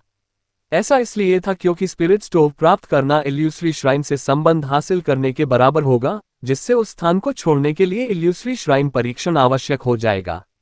यह एक ऐसा मामला था जिसके बारे में लॉन्ग हाओचेन ने पहले गहराई से सोचा था। यदि अंत में हर किसी को स्पिरिट स्टोव मिल जाता है और परीक्षण से गुजर जाता है तो उन्हें इल्यूसरी सेंचुरी छोड़ने से ठीक पहले टॉवर ऑफ इटर्निटी में वापस टेलीपोर्ट कर दिया जाएगा। चूंकि राक्षस गठबंधन शक्तियों की नज़र में होंगे, इसलिए वे लापरवाही से पास आने की हिम्मत नहीं करेंगे। लिंग जियो ने जो कुछ भी कहा था, उसके अनुसार यह इल्यूसरी तीरथ 10,000 इकाइयों पर निर्धारित आध्यात्मिक ऊर्जा सीमा के संबंध में बहुत सख्त था। कुछ समय पहले यहां 9वें चरण का एक बिजली घर लगभग खत्म हो गया था, लेकिन सौभाग्य से वह समय रहते वापस आ गया था। हालांकि कईयर मौजूद नहीं था, फिर भी उनमें से 6 ने अपना सामान्य युद्ध गठन बनाए रखा। सबसे आगे लोंग हाओचेन, सिमा जियान और वांग युवान दोनों पार्श्वों को कवर कर रहे थे, और लिनशिन के साथ साथ चेन यंग बीच में थे, जबकि हानयू पीछे की ओर रक्षा कर रहे थे। भ्रामक स्वर्ग को वास्तव में स्वर्गीय स्वर्ग कहा जा सकता है। वे जहां भी गुजरते, विभिन्न दुर्लभ और कीमती पौधे देखे जा सकते थे, और लिनशिन अक्सर सभी को उन कीमती पौधों में से कुछ को लेने के लिए रुकने के लिए कहती थी जिन्हें वह पहचानती थी। उनकी मुस्कान भरी आंखों को देखकर हर कोई बता सकता था कि उनमें काफी साहस है। लोंग हाओचेन ने उस पर दबाव नहीं डाला। अपने साथियों के बारे में उनके लिए इस यात्रा के दौरान सबसे महत्वपूर्ण बात उनकी सुरक्षित वापसी होगी। इन परिस्थितियों में सबसे बड़ा आधार ये था कि उन्हें रास्ते में कुछ लाभ दिलाने का रास्ता खोजा जाए। इन हर्बल खजानों को सीधे तौर पर प्राप्त किया जा सकता है और स्वाभाविक रूप से इन्हें तदनुसार प्राथमिकता दी जाएगी। वहीं आध्यात्मिक चूल्हे के लिए उन्हें अपनी किस्मत आजमाने की जरूरत पड़ेगी। वे सब इसी प्रकार क्रमानुसार चलते और रुकते रहे। चूंकि वे वैसे भी एक सटीक दिशा का अनुसरण कर रहे थे, वे बस आगे बढ़ते रहे। मायावी स्वर्ग में उड़ना सचमुच असंभव था। यहां तक कि इस वातावरण में पूरी तरह से अनुकूलित येटिंग भी जमीन पर गिरने से पहले अधिकतम 5 मीटर ऊंची ओर न भर सकती थी। हालांकि उसके आसपास रहने से लोंग हाओचेन को बहुत मदद मिली। यहां पहुंचने के बाद येटिंग की क्षमता काफी हद तक मजबूत हो गई। लगती है कि उनका स्पिरिट कंडेंसेशन हेलो पहले की तुलना में लगभग 2 गुना प्रभावी हो गया है। 1/4 घंटे से अधिक समय में लोंग हाओचेन की आध्यात्मिक ऊर्जा की खपत पूरी तरह से पूरी हो गई, और येटिंग के माध्यम से लोंग हाओचेन की इंद्रियां तेज हो गई थीं। अब वह कुछ हजार मीटर के दायरे में आध्यात्मिक ऊर्जा की लहर को महसूस कर सकता था। उनके चारों ओर कई शानदार और कीमती पौधे थे, और जंगल से बहने वाली प्रत्येक स्पष्ट धारा, जिसमें से कभी कभी धुंधली धुंध उठती थी, हर किसी को धुंधली सुंदरता का एहसास कराती थी। लेकिन ये धुंध मिट्टी और संघनित पानी का मिश्रण नहीं थी, बल्कि शुद्ध तरल तत्वों से बनी थी। प्रकाश तत्व का रंग हल्का सुनहरा, लकड़ी तत्व का हल्का हरा रंग, जल तत्व का हल्का नीला रंग और पृथ्वी तत्व का हल्का पीला रंग होता है। कभी कभी रंग अन्य तत्वों से मेल खाते थे जिन्हें भी देखा जा सकता था। ये दृश्य अत्यंत सुंदर था, बिल्कुल स्वप्न जैसा। अध्याय 315 भ्रामक स्वर्ग भाग 2। अपने स्वयं के तत्व की धुंध के माध्यम से चलने से व्यक्ति को तुरंत चेतना की अनुभूति होगी, साथ ही उसके शरीर में आध्यात्मिक ऊर्जा के उतार चढ़ाव में वृद्धि होगी। इसने गति प्रभाव भी उत्पन्न किया और हर किसी को बैठकर अभ्यास करने की इच्छा महसूस हुई। लेकिन दुर्भाग्य से ये चमकती धुंध तैर रही थी, परिणामस्वरूप इसे बैठने की स्थिति में अवशोषित करना काफी मुश्किल होगा। लोंग हाओचेन इसका एकमात्र अपवाद था, क्योंकि उसे इसे स्वयं आत्मसात करने की आवश्यकता नहीं थी। येटिंग हल्के सुनहरे धुंध में निहित प्रकाश के सार को सीधे अवशोषित कर सकता है। थोड़े ही समय में उसने सुनहरे धुंध के 3 आवरणों को अवशोषित कर लिया था, जिससे उसके शरीर पर पहले से ही जीवंत त्वचा को आकर्षक चमकदार सोने के साथ प्रदान किया गया था। फिर शुद्ध प्रकाश तत्व लोंग हाओचेन के साथ उसके संबंध से होकर गुजरा और लोंग हाओचेन के शरीर में संचारित हो गया। ऐसे में उनकी आध्यात्मिक ऊर्जा निरंतर बढ़ती जा रही थी। हालांकि इसे अभूतपूर्व गति नहीं कहा जा सकता, फिर भी यह सामान्य खेती की गति से बहुत तेज थी। दुर्भाग्य से इल्यूसरी पैराडाइज हर 100 साल में केवल एक बार खुलता था, और यह हर बार केवल 3 दिनों के लिए खुला रहता था। अन्यथा यदि वे ऐसे वातावरण में खेती कर सकें, तो उन्हें 7वें चरण की बाधा तक पहुंचने में 1 वर्ष की भी आवश्यकता नहीं होगी। आगे बढ़ते हुए धीरे धीरे सभी शांत हो गए। ये स्थान वास्तव में सुंदर था, इस हद तक कि टॉम्बॉय वांग युवान भी प्रशंसा में आहें भरने से खुद को नहीं रोक सका। यदि वह हर दिन ऐसे वातावरण में रह सकता है, तो उसे आराम करने की भी आवश्यकता नहीं होगी। हर तरह की खूबसूरत रोशनी से रंगे कहीं भी उगे दुर्लभ पौधे हर किसी का ध्यान अपनी ओर खींच रहे थे। आरामदायक एहसास ने हर किसी को वहां हमेशा रहने की इच्छा दी। लेकिन लोंग हाओचेन का स्पष्ट रूप से यह इरादा नहीं था। इसलिए नहीं कि उसने इस माहौल की सराहना नहीं की, बल्कि कयर के बारे में उसकी वर्तमान चिंताओं के कारण। अब जब करियर उसके पास नहीं था तो उसे कुछ खालीपन और बेचैनी महसूस हुई। अचानक लॉन्ग हाओचेन अपने साथियों की ओर इशारा करते हुए रुक गया। उसने आंखें बंद करके अपना ध्यान कुछ महसूस करने पर केंद्रित किया। बाईं ओर तीव्र आध्यात्मिक ऊर्जा का उतार चढ़ाव है। ऐसा लग रहा है कि वहां कुछ लोग लड़ रहे हैं, आइए एक नजर डालते हैं। अपनी उपस्थिति छिपाने का ध्यान रखना और मेरी आज्ञा मानना। इस बिंदु पर पहुंचकर लॉन्ग हाओचेन अपनी आंखों में जानलेवा इरादा दिखाने से खुद को नहीं रोक सका। राक्षसों को बिल्कुल भी पता नहीं था कि उनके साथी अनंत काल के टॉवर के माध्यम से आए थे, और यह कुछ ऐसा था जिसे वे नहीं जान सकते थे, चाहे कुछ भी हो। अन्यथा इससे गठबंधन और राक्षसों के बीच एक और संघर्ष हो सकता है। तदनुसार जाने से पहले उन्होंने अपने साथियों से बात की, यदि उन्हें किसी राक्षस द्वारा खोजा गया तो उन्हें तुरंत उसे मारना होगा, और यह कुछ स्पिरिट स्टोव इकट्ठा करने से पहले भी हुआ। वांग युवान ने चुपचाप स्थानिक आध्यात्मिक ऊर्जा का एक उछाल आगे भेजा, जिससे हवा में सांस लेने के कारण होने वाली अशांति शांत हो गई, और हान यू ने भी चुपचाप अपनी दानव आंख को बुला लिया। लॉन्ग हाओचेन कुछ हजार मीटर के दायरे में आध्यात्मिक ऊर्जा की लहरों को हल्का सा महसूस कर सकता था, लेकिन युद्ध से आने वाले उन हिंसक उतार चढ़ावों से वो उन्हें कम से कम 2000 मीटर की दूरी तक महसूस कर सकता था। जैसे जैसे वे आगे बढ़े, झाड़ियां और जंगल घने होते गए और धीरे धीरे लड़ाई की आवाजें समूह के कानों तक पहुंचने लगीं। हालांकि इस समय लॉन्ग हाओचेन ने अपने ट्रैक पर रुकने का फैसला किया, अपने साथियों को छिपने और उसके आदेशों की प्रतीक्षा करने का आदेश दिया। Blue rain, hibiscus of light, साथ ही ब्रिलियंट डिसिप्लिन को बाहर निकालने से पहले अपने हाथों में 2 तलवारें लहराई और गुप्त रूप से ध्वनियों की दिशा में गोता लगाना। हालांकि वह हत्यारा नहीं था, फिर भी उसका अपनी आध्यात्मिक ऊर्जा पर सटीक नियंत्रण था, और वह अपनी उपस्थिति को छिपाने में सक्षम था। जैसे ही उसने दूरी कम की, लॉन्ग हाओचेन का दृश्य स्पष्ट हो गया। अब उसके सामने खुल रहा है। एक झटके के साथ लॉन्ग हाओचेन तेजी से एक बड़े पेड़ पर चढ़ गया, लेकिन अपनी चढ़ाई के बीच में उसे पता चला कि भले ही वह केवल पेड़ों पर चढ़ा हो, जब वह 5 मीटर से अधिक ऊंचाई पर जाता था तो हवा में एक दबाव प्रकट होता था, जिससे आध्यात्मिक ऊर्जा का संघनन उसे कुचल देगा और उसकी आध्यात्मिक ऊर्जा को खत्म कर देगा। हालांकि ये वह राशि नहीं थी जिस पर विचार करना उन्हें आवश्यक लगा। पेड़ों के बीच की छोटी छोटी दरारों से उसने अंततः पहचान लिया कि दोनों पक्ष कौन थे। एक तरफ एक भयंकर दिखने वाला युवा शैतान था, जिसे इस समय प्रवेश करने वाले 10 शैतानों में सबसे बदसूरत कहा जा सकता था, लेकिन सबसे लंबा भी।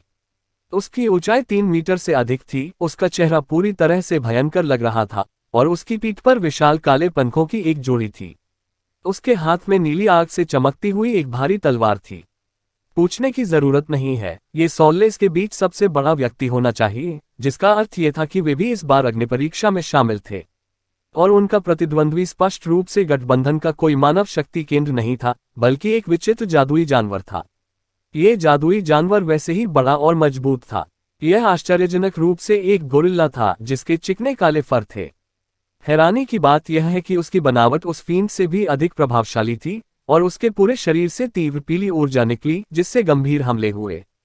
लॉन्ग हाओचेन की आध्यात्मिक ऊर्जा में उतार चढ़ाव जो उन्होंने पहले महसूस किया था, ज्यादातर पृथ्वी तत्व से संबंधित थे और स्पष्ट रूप से उस युवा सॉल्लेस को मारने के उद्देश्य से थे।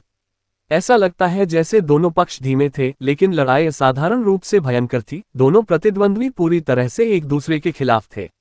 गोरिल्ला ने अपनी दोनों भुजाओं को एक हथियार के रूप में इस्तेमाल किया और बेरहमी से उस युवा हृदयहीन के खिलाफ लड़ाई लड़ी।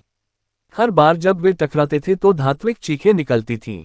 हालांकि आखिरकार वह उसका शरीर था, कोई वास्तविक हथियार नहीं। अपनी ब्लू फ्लेम तलवार पर भरोसा करते हुए युवा फींड का कुछ हद तक पलड़ा भारी था। उसके हर वार से गोरिल्ला के हाथ पर निशान पड़ जाता था। एक बार अपने आसपास देखकर लॉन्ग हाओचेन को तुरंत अपनी लड़ाई का कारण समझ में आ गया। उसके बगल में हवा में एक नर्म सफेद चमक तैर रही थी। वह चमक लगभग एक मानव सिर के आकार की थी, जैसे कि उसे यहाँ लटका दिया गया हो। इसके चारों ओर 4 छोटे छोटे पैर दिखाई दे रहे थे और भीतर से घनी सफेद रोशनी निकल रही थी। वह एक स्पिरिट स्टोव था, और यह एक बहुत ही दुर्लभ गैर तत्व स्पिरिट स्टोव था। गैर मौलिक आध्यात्मिक चूल्हा क्या था? इसका एक सरल उदाहरण है लॉन्ग हाओचेन होली स्पिरिट स्टोव। इस प्रकार के गैर मौलिक स्पिरिट स्टोव सबसे बहुमुखी स्पिरिट स्टोव में से हैं। दूसरे शब्दों में, उन्हें किसी भी तत्व की शक्तियों द्वारा अवशोषित किया जा सकता है। जाहिर है, वह राक्षस इस स्पिरिट स्टोव को देखकर आकर्षित हो गया था। और इसकी रखवाली करने वाला गोरिल्ला स्पिरिट स्टोव गार्जियन था, जैसा कि लिंगजियो ने बताया था। प्रत्येक स्पिरिट स्टोव का एक संरक्षक होगा, और अभिभावक को मारना या उसकी स्वीकृति प्राप्त करना स्पिरिट स्टोव प्राप्त करने का एकमात्र तरीका था। जाहिर है, ये युवा सोल्लेस बहुत भाग्यशाली था, उसे अपने लिए एक आध्यात्मिक स्टोव मिला जो इतनी जल्दी अवशोषित हो सकता था। लेकिन हाँ, ये भी कहा जा सकता है कि उसकी किस्मत बहुत खराब थी, क्योंकि लॉन्ग हाउच न यही मिला था। तुरंत हस्तक्षेप किए बिना लॉन्ग हाउ चेन शांति से वापस चला गया, उस स्थान पर लौट आया जहां उसने पहले अपने साथियों को छोड़ा था। स्पष्टीकरण के कुछ शब्दों के बाद वह एक बार फिर इस बड़े पेड़ के शीर्ष पर लौट आया। कुछ भी कहने की आवश्यकता के बिना उसने येटिंग को अपना इरादा बताया, जिसने हल्के से लगातार जप किया, जिससे लॉन्ग हाउचेन के शरीर पर प्रकाश की नर्म तरंगें फैल गईं।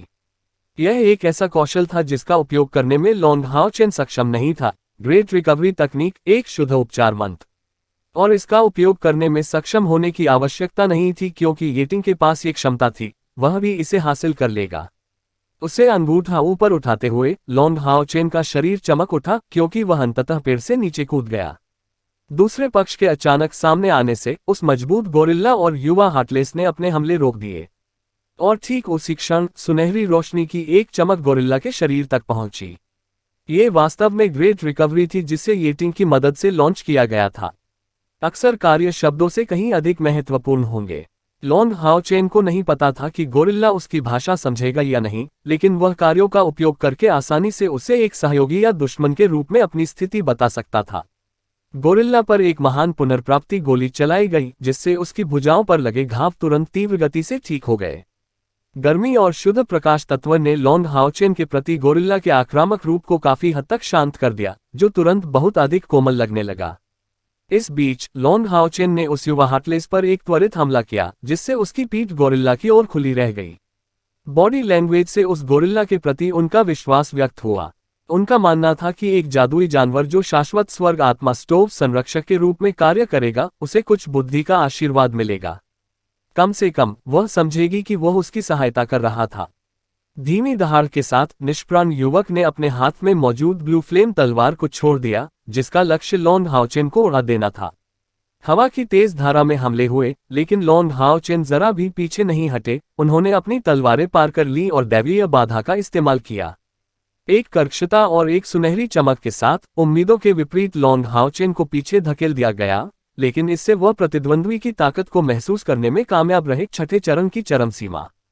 ये हमला पहले से ही 10,000 यूनिट आध्यात्मिक ऊर्जा की शक्ति के करीब था। हालांकि लॉन्ग हाउचेन के लिए इसका कोई खास मतलब नहीं था। उनकी अन्य शक्तियों की तरह ही उनके कौशल से आध्यात्मिक ऊर्जा अंतराल तक पहुंचा जा सकता था।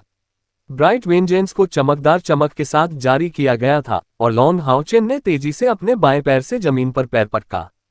अचानक अपने पैर से बल भेजकर वह तीर की तरह युवा सोल्लेस की दिशा में चला गया।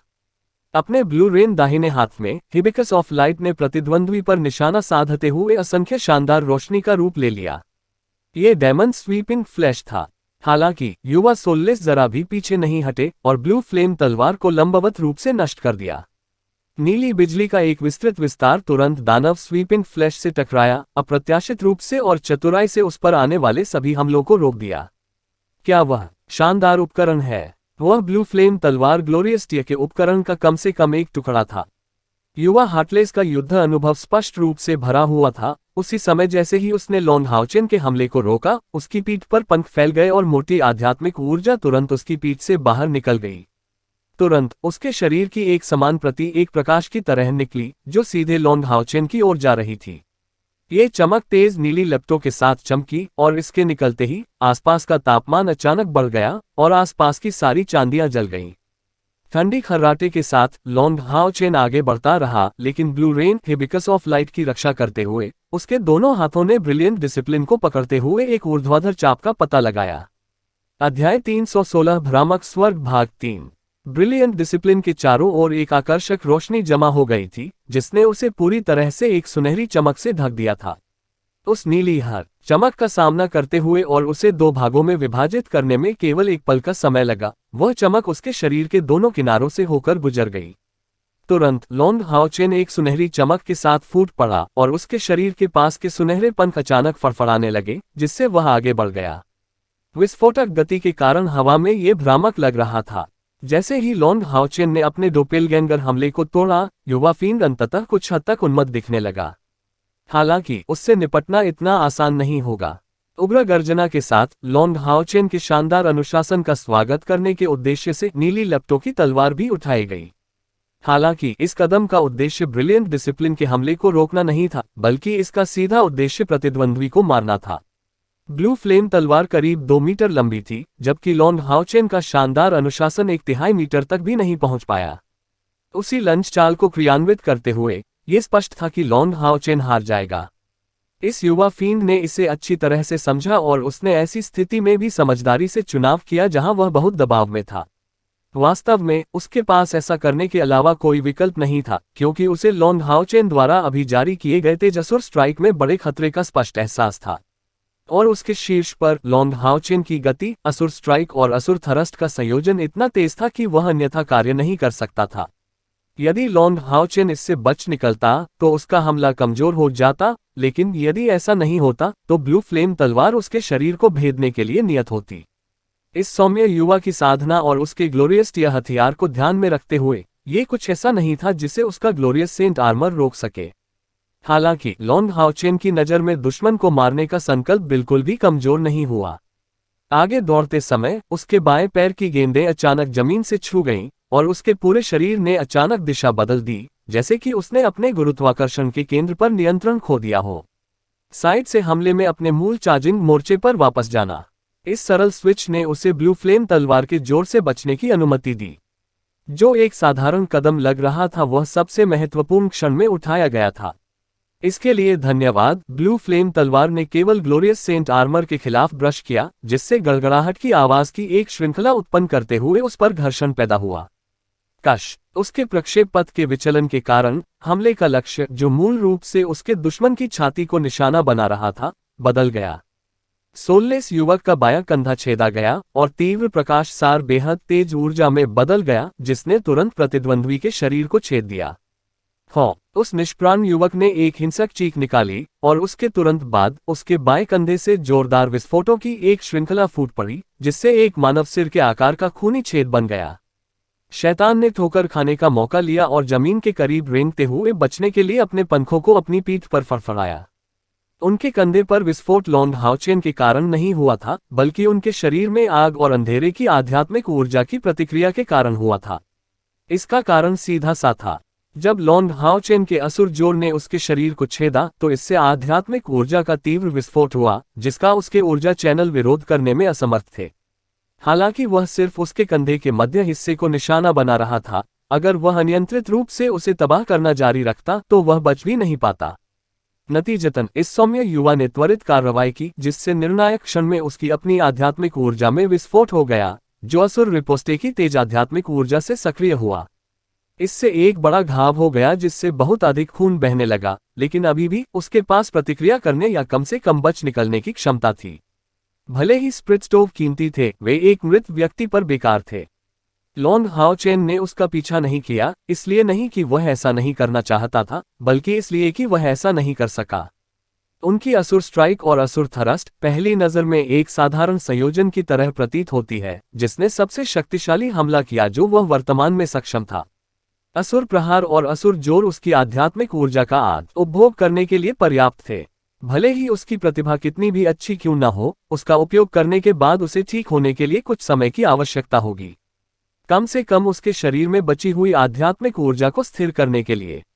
अपने शरीर में कुछ शुद्ध प्रकाश मौलिक आध्यात्मिक ऊर्जा संचारित करने के लिए येटिंग की शानदार दुनिया पर भरोसा करना।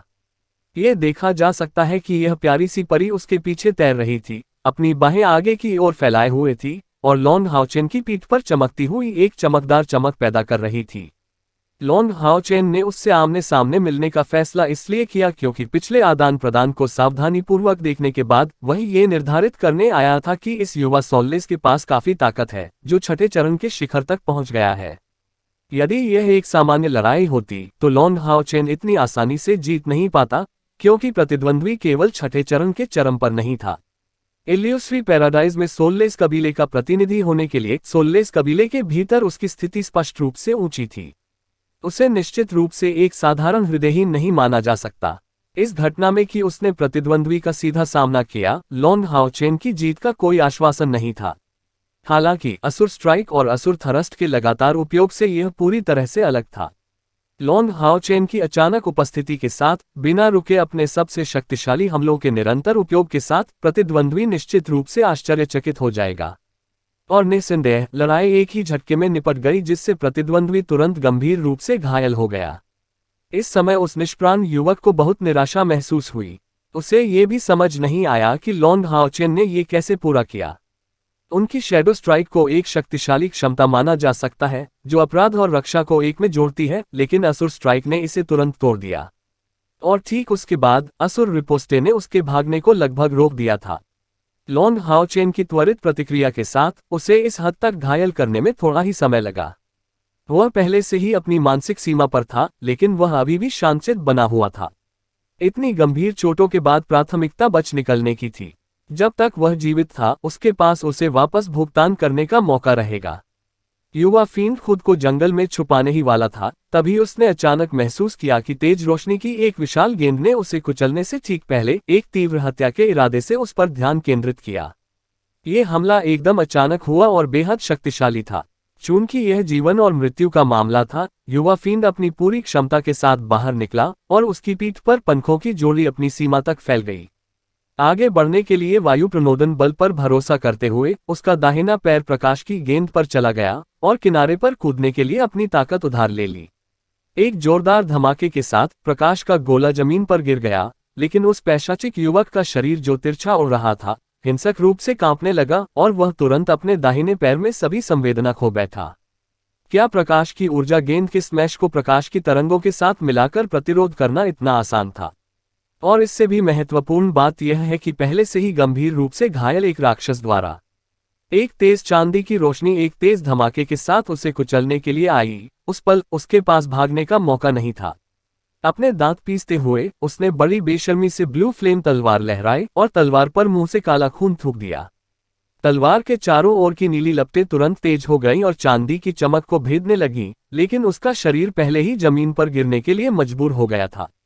अब मैं नहीं रुक सकता, नहीं तो मैं अवश्य मर जाऊंगा। युवा हार्टलेस के दिमाग में अभी अभी यही एक विचार पूरी तरह से भर रहा था। उसने फिर से खड़ा होने के लिए संघर्ष किया, अपने बाएं पैर को पूरी ताकत से जमीन पर मारा और अपने शरीर को दूसरी दिशा में धकेल दिया। उसकी आकृति में एक वक्र था, जबकि उसकी पीठ पर पंख अपनी पूरी ताकत से फड़फड़ा रहे थे। उसके शरीर की आध्यात्मिक ऊर्जा उसके पंखों की नोक पर एकत्रित हो गई। उसके अत्यधिक बल प्रयोग के कारण उसके कंधे पर लगे बड़े घाव से खून तेजी से बहने लगा। हालांकि इस बार वह इतने दबाव से निपटने में सक्षम नहीं था।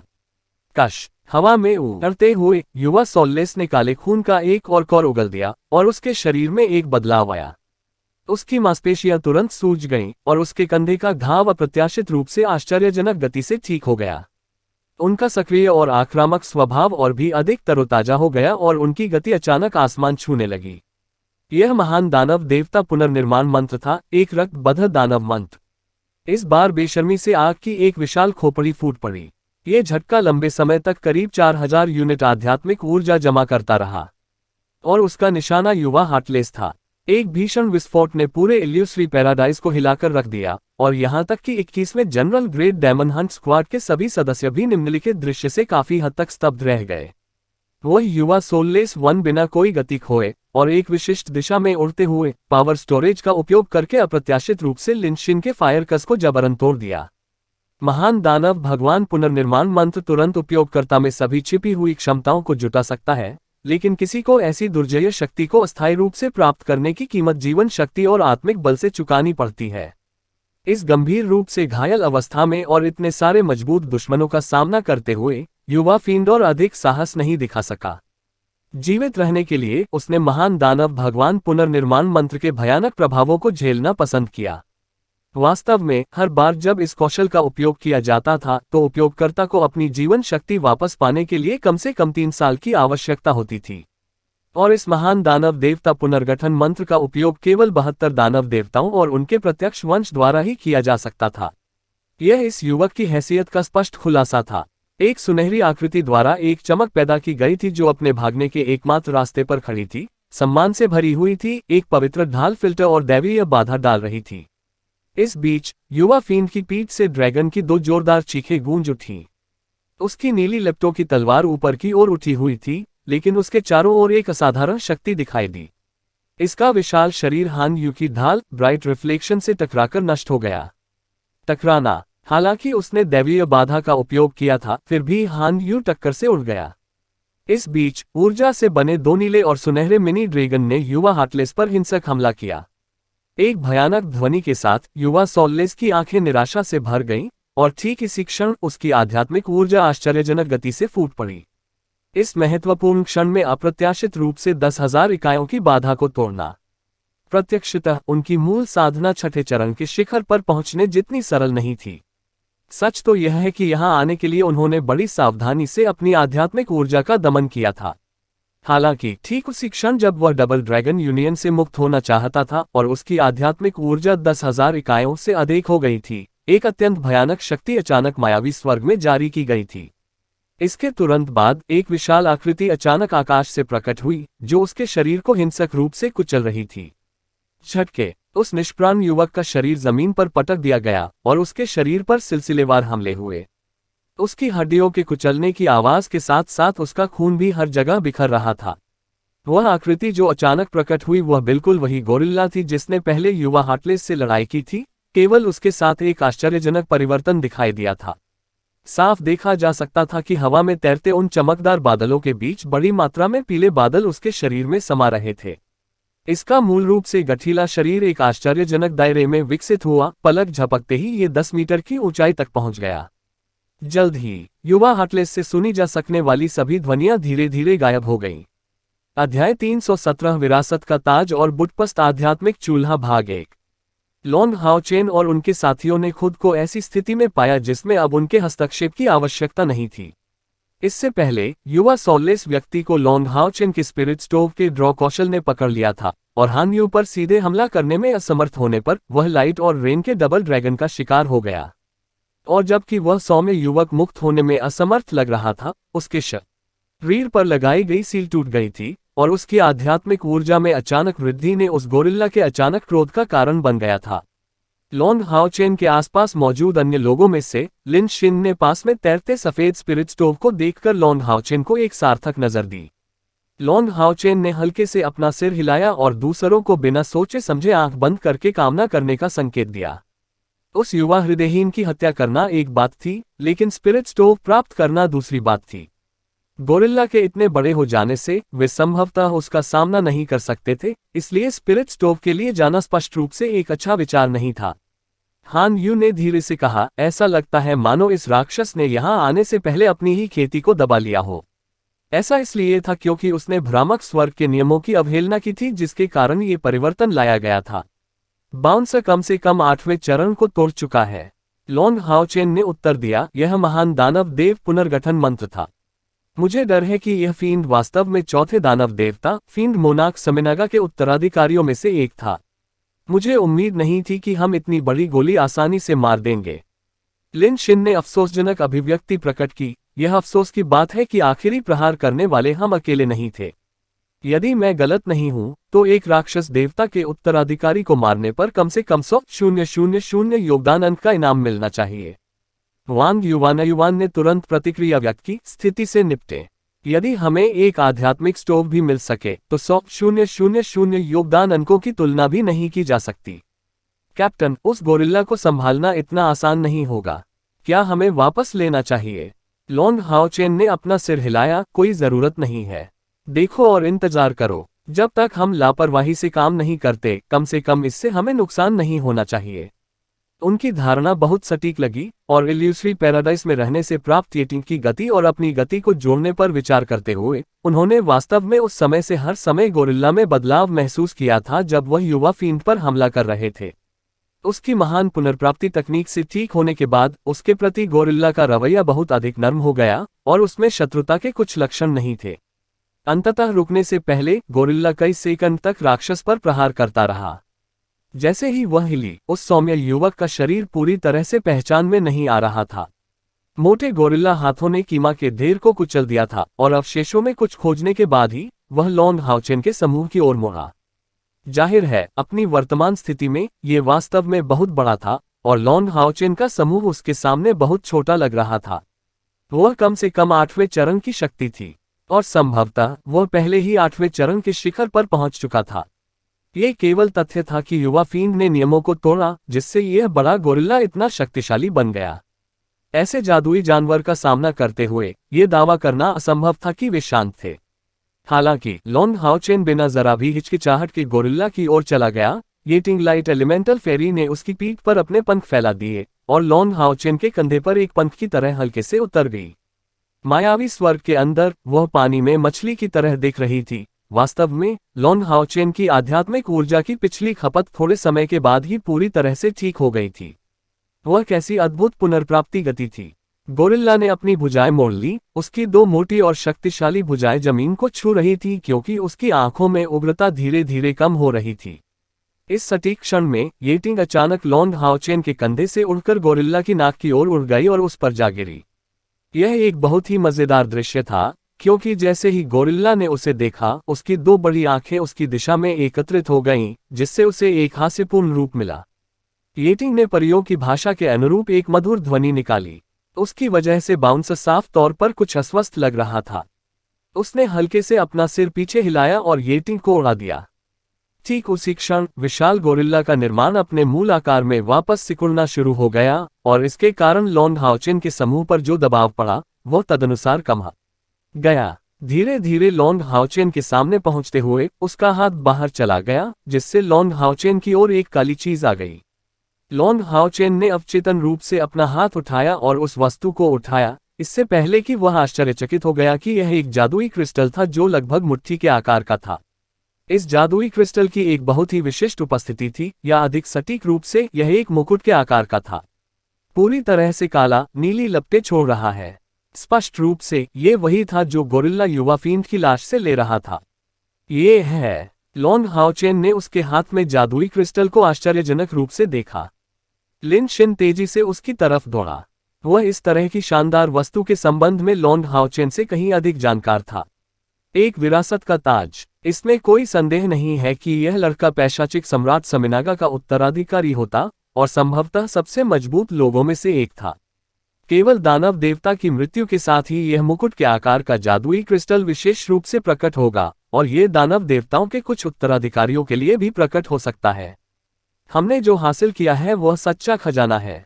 अकेले ये चीज 100,000 से अधिक योगदान अंकों के लायक है। और ऐसा कहा जाता है कि राक्षस विरासत के मुकुट को एक हथियार पर रखकर उसकी शक्ति का उपयोग करके अपनी ताकत को पूरे स्तर तक बढ़ाने में सक्षम हो गए हैं। हालांकि दुर्भाग्य से आप इसका उपयोग करने में असमर्थ हैं, बॉस। दानव वंशानुक्रम मुकुट का उपयोग केवल प्रकाश के अलावा अन्य तत्वों में प्रतिभाशाली लोग ही कर सकते हैं। इसके अलावा प्रकाश और अंधेरे का संयोजन भयानक दुष्प्रभाव पैदा करेगा।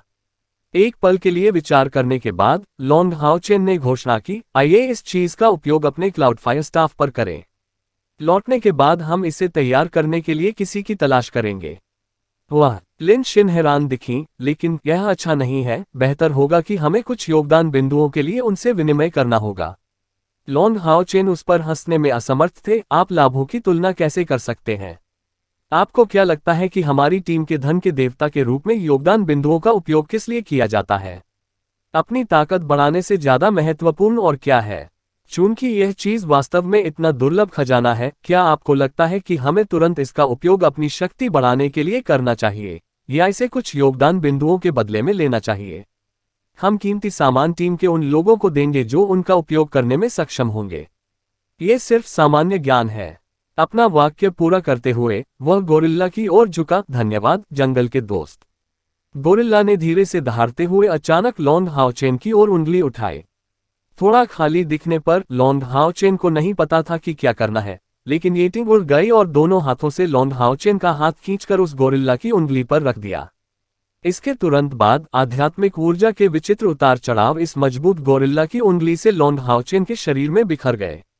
प्रतिक्रिया में लॉन्ग हाउचेन का शरीर एक चमकदार धुंध में चमक उठा और गोरिल्ला के शरीर के चारों ओर पीली चमक की एक लहर दिखाई दी। एक क्षण बाद गोरिल्ला की आंखों में धीरे धीरे आश्चर्य की झलक दिखाई दी। धीरे धीरे अपना हाथ उठाते हुए वह 2 कदम पीछे हट गया और फिर अचानक सीधा हो गया। उसकी मुट्ठियां उसकी छाती पर जोर से गड़ने लगीं, फिर जोर से दहाड़ने लगा। पास के पेड़ पर लटके दूधिया स्पिरिट स्टोव पर अनिच्छा से नजर डालते हुए उसने अपना मुंह खोला, जिससे स्पिरिट स्टोव को रोशन करने वाली एक पीली चमक निकल गई। स्पिरिट स्टोव हवा में तैरता हुआ लॉन्ग हाउ चेन की दिशा में तैरता रहा, लेकिन उसके ठीक सामने रुक गया। गोरिल्ला अचानक मुड़ा और भाग गया। उसकी लगातार धीमी दहाड़ें, ऐसा लग रहा था जैसे वह जाने से इनकार कर रही हो, क्योंकि वह बार बार चिल्लाता रहा। क्या उसने हमें यह आध्यात्मिक चूल्हा दिया? सिमा जियान चकित दिखी। लॉन्ग हाउ चेन ने चुपचाप सिर हिलाया, ऐसा ही होना चाहिए। दादाजी लिंग ने कहा कि किसी को भ्रामक स्वर्ग में निहित स्पिरिट स्टोव प्राप्त करने के लिए 2 परीक्षणों से गुजरना होगा। उन्हें प्राप्त करने का एक तरीका वही है जो हमने अभी किया है। अभिभावक जादुई जानवर को स्वेच्छा से स्पिरिट स्टोव सौंपने के लिए प्रभावित करना। लेकिन जब दूसरी विधि का उपयोग किया जाता है, स्पिरिट स्टोव प्राप्त करने के लिए संरक्षक जानवर को मार दिया जाता है, तो परीक्षण और भी कठिन हो जाते हैं। और यह बात अंतिम परीक्षा पर भी लागू होती है। सिमा जियान ने जवाब में सिर हिलाया। बॉस, उसके साथ विलय करने के लिए जल्दी करो। हम बाद में देखेंगे कि हमारे लिए अन्य लोग हैं या नहीं। बाकियों ने इसे तर्कसंगत माना। लॉन्ग हाउ चेन टीम के दिल और नेता थे, और इस आध्यात्मिक स्टोव के गैर मौलिक होने के अलावा यह उनके लिए स्वाभाविक पसंद थी कि वे तुरंत अपनी ताकत बढ़ाने के लिए इसका इस्तेमाल करें। लॉन्ग हाउ चेन ने अपना सिर हिलाया। मैंने ठीक पहले कहा था कि सभ्य खजाना सही व्यक्ति के पास जाएगा। जरूर, मैं इस स्पिरिट स्टोव का उपयोग कर सकता हूं, लेकिन मैं इसका सबसे उपयुक्त उपयोगकर्ता नहीं हूं। आओ यंगर, और इसे अंदर ले जाओ। मैं चेन यंग रा ने अपनी नाक की ओर इशारा करते हुए लॉन्ग हाउ चेन को भ्रमित करते हुए कहा कि उसे समझ नहीं आ रहा है कि वह अप्रत्याशित रूप से पहला स्पिरिट स्टोव पाने वाली अकेली क्यों होनी चाहिए। चेन यंग रा न केवल अपने फैसले से बहुत खुश नहीं थी, बल्कि असंबद्ध लग रही थी। कप्तान, क्या आप यह नहीं सोच रहे हैं कि मैं टीम में सबसे बेकार हूं? इस प्रकार प्राथमिकता के रूप में अपनी ताकत बढ़ाना चाहता हूं। लॉन्ग हाउ चेन ने न चाहते हुए भी हंसते हुए कहा, आप क्या बकवास कर रहे हैं? जल्दी करो और इसे अवशोषित करो, यह एक आदेश है। आप अब भी अपने आप को कमजोर कैसे कह सकते हैं? बस मैकडूल के विकसित होने की प्रतीक्षा करें। बाद में ये लड़का 6ठे चरण के जादुई जानवर से 7वें चरण के जादुई जानवर में विकसित हो जाएगा। उस समय जब तक हमारे पास उचित जादुई क्रिस्टल हैं, उसे 8वें जादुई जानवर की ताकत प्रदर्शित करने में सक्षम होना चाहिए।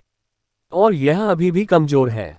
यह आध्यात्मिक स्टोव आपके लिए सबसे उपयुक्त है, इसलिए जल्दी करें और इसे अभी ग्रहण करें। जब तक आप इसे आत्मसात कर लेंगे, मैं हर किसी को समझाऊंगा कि आप सबसे उपयुक्त विकल्प क्यों हैं। तभी चेन यंग र अपने फैसले से खुश लग रही थी, और अपनी गोलाकार क्रिस्टल बॉल को बाहर निकालने से पहले उच्च आत्माओं में लॉन्ग हाउ चेन की तरफ दौड़ पड़ी। उसके दोनों हाथों से सफेद रोशनी के कण तैर रहे थे। जैसे ही उसने उन्हें क्रिस्टल बॉल में डाला, उससे एक चमक निकली और चेन यंगर का पूरा शरीर आध्यात्मिक ऊर्जा की एक हल्की लहर से घिरा हुआ था। क्रिस्टल बॉल चमकी, जिससे एक सफेद रोशनी निकली जिसने स्पिरिट स्टोव को घेर लिया और उसे चेन यंग र की ओर खींच लिया। चेन यंग र का प्यारा चेहरा तुरंत शांत हो गया। अपने दाहिने हाथ की तर्जनी को काटते हुए अपने खून की एक बूंद आध्यात्मिक चूल्हे में गिरा दी। तुरंत एक समृद्ध सफेद चमक फूट पड़ी, जिसने चेन यंग र को पूरी तरह से ढक लिया। अध्याय 318 विरासत का ताज और बुटपस्त आध्यात्मिक चूल्हा भाग 2। ये सफेद चमक तीव्र नहीं थी, बल्कि बेहद घनी और चिपचिपी थी, बिल्कुल एक बड़े चमकीले प्रभामंडल की तरह जिसने चेन यंग र को ढक लिया था। सिमा जियान ने असमंजस में पूछा, बॉस, स्पिरिट स्टोव क्या करता है? मुझे बताओ। उन सभी को स्पिरिट स्टोव के बारे में सामान्य जानकारी थी, लेकिन इसका मतलब यह नहीं था कि हर कोई स्पिरिट स्टोव के बारे में सब कुछ जानता था। आमतौर पर कोई व्यक्ति केवल अपने स्वयं के व्यवसाय के आध्यात्मिक स्टोव के प्रकारों के बारे में जान सकता है जिन्हें वह आत्मसात करने में सक्षम है। हालांकि लॉन्ग हाउ चेन सिर्फ कोई नहीं था। बचपन से ही अपने पिता के साथ प्रशिक्षण लेने के बाद लॉन्ग हाउ चेन ने उनसे स्पिरिट स्टोव के बारे में बहुत कुछ सीखा था। ऐसा कहा जा सकता है कि लॉन्ग हाउ चेन को हर ज्ञात स्पिरिट स्टोव के बारे में जानकारी थी, और लॉन्ग जिंग्यू ने उसके लिए एक विस्तृत चित्र भी बनाया था ताकि वह उन सभी को पहचान सके जो उसे ज्ञात थे। जिस कारण से उन्होंने लॉन्ग हाउ चेन को स्पिरिट स्टोव के बारे में इतना कुछ सिखाया था, वह लॉन्ग जिंग्यू की दीर्घकालिक योजना का हिस्सा था। उनके दृष्टिकोण से यहाँ तक कि उनके बेटे के लिए भी विभिन्न स्पिरिट स्टोव प्राप्त करना निश्चित रूप से आसान नहीं होगा, लेकिन देर सबेर उसे एक के साथ विलय करना होगा। वास्तव में शक्तिशाली स्पिरिट स्टोव केवल व्यक्तिगत नहीं थे, बल्कि विभिन्न स्पिरिट स्टोवों को एक साथ जोड़कर बनाए जा सकते थे। हालांकि ऐसे फ्यूजन को पूरा करना बहुत चुनौतीपूर्ण होगा, लेकिन सफल होने पर यह एक नया विशिष्ट स्पिरिट स्टोव बन जाएगा, जिसकी क्षमता असीमित और अप्रत्याशित होगी। एक सरल उदाहरण के रूप में, ज्ञात स्पिरिट स्टोवों में से सबसे शक्तिशाली स्वाभाविक रूप से केयर का संसार स्पिरिट स्टोव था। हालांकि ये सिर्फ एक साधारण आध्यात्मिक स्टोव था। यदि किसी ने सफलतापूर्वक 2 या 2 से अधिक स्पिरिट स्टोव का विलय कर दिया है, तो इसका परिणाम संभवतः एडर द संसार स्पिरिट स्टोव को भी सत्ता से बाहर कर सकता है। निस्संदेह यह एकमात्र परिकल्पना थी। फ्यूज्ड स्पिरिट स्टोव के बीच भी आज तक कोई भी संसार स्पिरिट स्टोव की आक्रमण शक्ति को पार करने में कामयाब नहीं हुआ है। अन्यथा संसार के पिछले रिश्तेदारों की किंवदंती अभी भी इतनी प्रमुख नहीं होती। हालांकि इससे ये देखा जा सकता है कि फ्यूज्ड स्पिरिट स्टोव सामान्य स्पिरिट स्टोव की तुलना में कितने बेहतर थे। स्पिरिट स्टोव को फ्यूज करते समय महत्वपूर्ण बात केवल किसी के व्यवसाय से जुड़े स्पिरिट स्टोव को चुनना नहीं था। मानव इतिहास के कुछ दसियों हजार वर्षों के निरंतर परीक्षण स्पिरिट स्टोव फ्यूजन के अनुभवों से कुछ प्रशंसा पत्र मान्य थे। उनका मुख्य बिंदु उनकी अनुकूलता और जबरदस्त ताकत के बारे में था, लेकिन इस प्रक्रिया में भाग्य का एक टुकड़ा भी शामिल था। कोई भी स्पिरिट स्टोव फ्यूजन हासिल करने का दावा करने की हिम्मत नहीं करेगा, लेकिन इससे कोई फर्क नहीं पड़ता कि जब तक उनके पास कम से कम 2 स्पिरिट स्टोव हैं, उनके पास फ्यूजन हासिल करने का मौका रहेगा। लॉन्ग हाओ चेन को भविष्य के लिए बेहतर तैयारी करने के लिए जब वह अधिक शक्तिशाली होगा और स्पिरिट स्टोव को फ्यूज करने का मौका मिलेगा, लॉन्ग जिंगयू ने अपने बेटे को स्पिरिट स्टोव के बारे में इतनी गहराई से सिखाया। लॉन्ग हाओ चेन ने कहा, इस स्पिरिट स्टोव को पैगन स्पिरिट स्टोव कहा जाता है और इसे मेरे होली स्पिरिट स्टोव से थोड़ा ऊंचा स्थान दिया गया है, लेकिन बहुत ज्यादा नहीं। कोई भी व्यवसाय इसे आत्मसात कर सकता है और इसकी शक्ति जारी करने के बाद उपयोगकर्ता पर हमला होने पर पूरी तरह से हमले का विरोध कर सकता है। इसे प्राप्त करने की अधिकतम सीमा यह है कि हमले की आध्यात्मिक ऊर्जा उपयोगकर्ता की आध्यात्मिक ऊर्जा से 3 गुना कम होनी चाहिए और पैगन स्पिरिट स्टोव अधिकतम 2 बार विकसित हो सकता है। विकसित होने के बाद ये 4 फिर 5 गुना की सीमा बन जाएगी। चूंकि चेन यंग एक संबंध करता है, उसकी रक्षात्मक शक्ति हम सभी में सबसे कमजोर है और उसके पास कोई रक्षात्मक मंत्र भी नहीं है। इसके अलावा वह इस समय कुछ शक्तिशाली संबंध मंत्र का उपयोग करने में अस्थायी रूप से असमर्थ है, और यही कारण है कि मुझे लगता है कि यह आध्यात्मिक स्टोव उसके लिए उपयुक्त होगा, जिससे उसे युद्ध के मैदान पर अपनी उत्तरजीविता बढ़ाने की अनुमति मिलेगी। इसके अलावा हीथेन स्पिरिट स्टोव स्वभाव से अधिक कोमल है, इसलिए जब हम यहां से निकलेंगे तो उसका परीक्षण उतना कठिन नहीं होगा। इससे भी महत्वपूर्ण बात यह है कि पैगन स्पिरिट स्टोव का एक और उपयोग है। यह उपयोगकर्ता की उस क्षमता की नकल कर सकता है जिसका उसने अभी उपयोग किया है, लेकिन ऐसा करने के बाद पैगन स्पिरिट स्टोव पूरे दिन के लिए दक्षता खो देगा। चेन यंगर का क्रिएचर समनिंग गेट यादृच्छिक है, लेकिन पैगन स्पिरिट स्टोव प्राप्त करने के बाद वो सम्मन मंत्र की नकल करने में सक्षम होगी। इससे शक्तिशाली जादुई जानवरों के प्रकट होने की संभावना काफी बढ़ जाएगी, और भविष्य में जब वह क्रिएचर समनिंग गेट को नियंत्रित करने में सक्षम होगी, तब वे युद्ध के मैदान में एक साथ 2 क्रिएचर समनिंग गेट्स का उपयोग करने में सक्षम होंगे। हॉन यू ने प्रतिक्रिया व्यक्त की, लेकिन अगर यह स्पिरिट स्टोव आपको दिया जाए तो इसकी दक्षता केवल उतनी ही बढ़िया होगी। इससे कोई फर्क नहीं पड़ता कि यह उसकी हीथेन क्षमता या डुप्लीकेशन के बारे में है, ये दोनों आपकी लड़ने की क्षमता को काफी बढ़ा देंगे, और ये कौशल युद्ध के समय निर्णायक भूमिका निभा सकते हैं। हंसते हुए लॉन्ग हाओचेन ने उत्तर दिया, ये सच है, यह मेरे लिए भी उपयोगी हो सकता है। हालांकि मैंने बोलना समाप्त नहीं किया। ये पैगन स्पिरिट स्टोव अच्छे उपयोग का है, लेकिन आपको क्यों लगता है कि इसकी रैंकिंग कम है? वजह साफ है, इस आध्यात्मिक स्टोव को सक्रिय करने के लिए आवश्यक समय लंबा है। हीथेन क्षमता को कास्ट करने के लिए कम से कम 10 सेकंड की आवश्यकता होती है, और डुप्लीकेशन क्षमता का उपयोग करने में मूल क्षमता से 15% अधिक समय लगता है। यदि मैं इसका उपयोग करने वाला एकमात्र व्यक्ति हूं, तो मेरा प्रतिद्वंद्वी मुझे वह समय कभी नहीं देगा। लेकिन यंग एयर को हमारी टीम के बीच में रखा गया है, इसलिए हमें स्पिरिट स्टोव को सक्रिय करने में लगने वाले समय के बारे में चिंता करने की जरूरत नहीं है। यही कारण है कि मैंने उसे इसे आत्मसात करने देने का विकल्प चुना।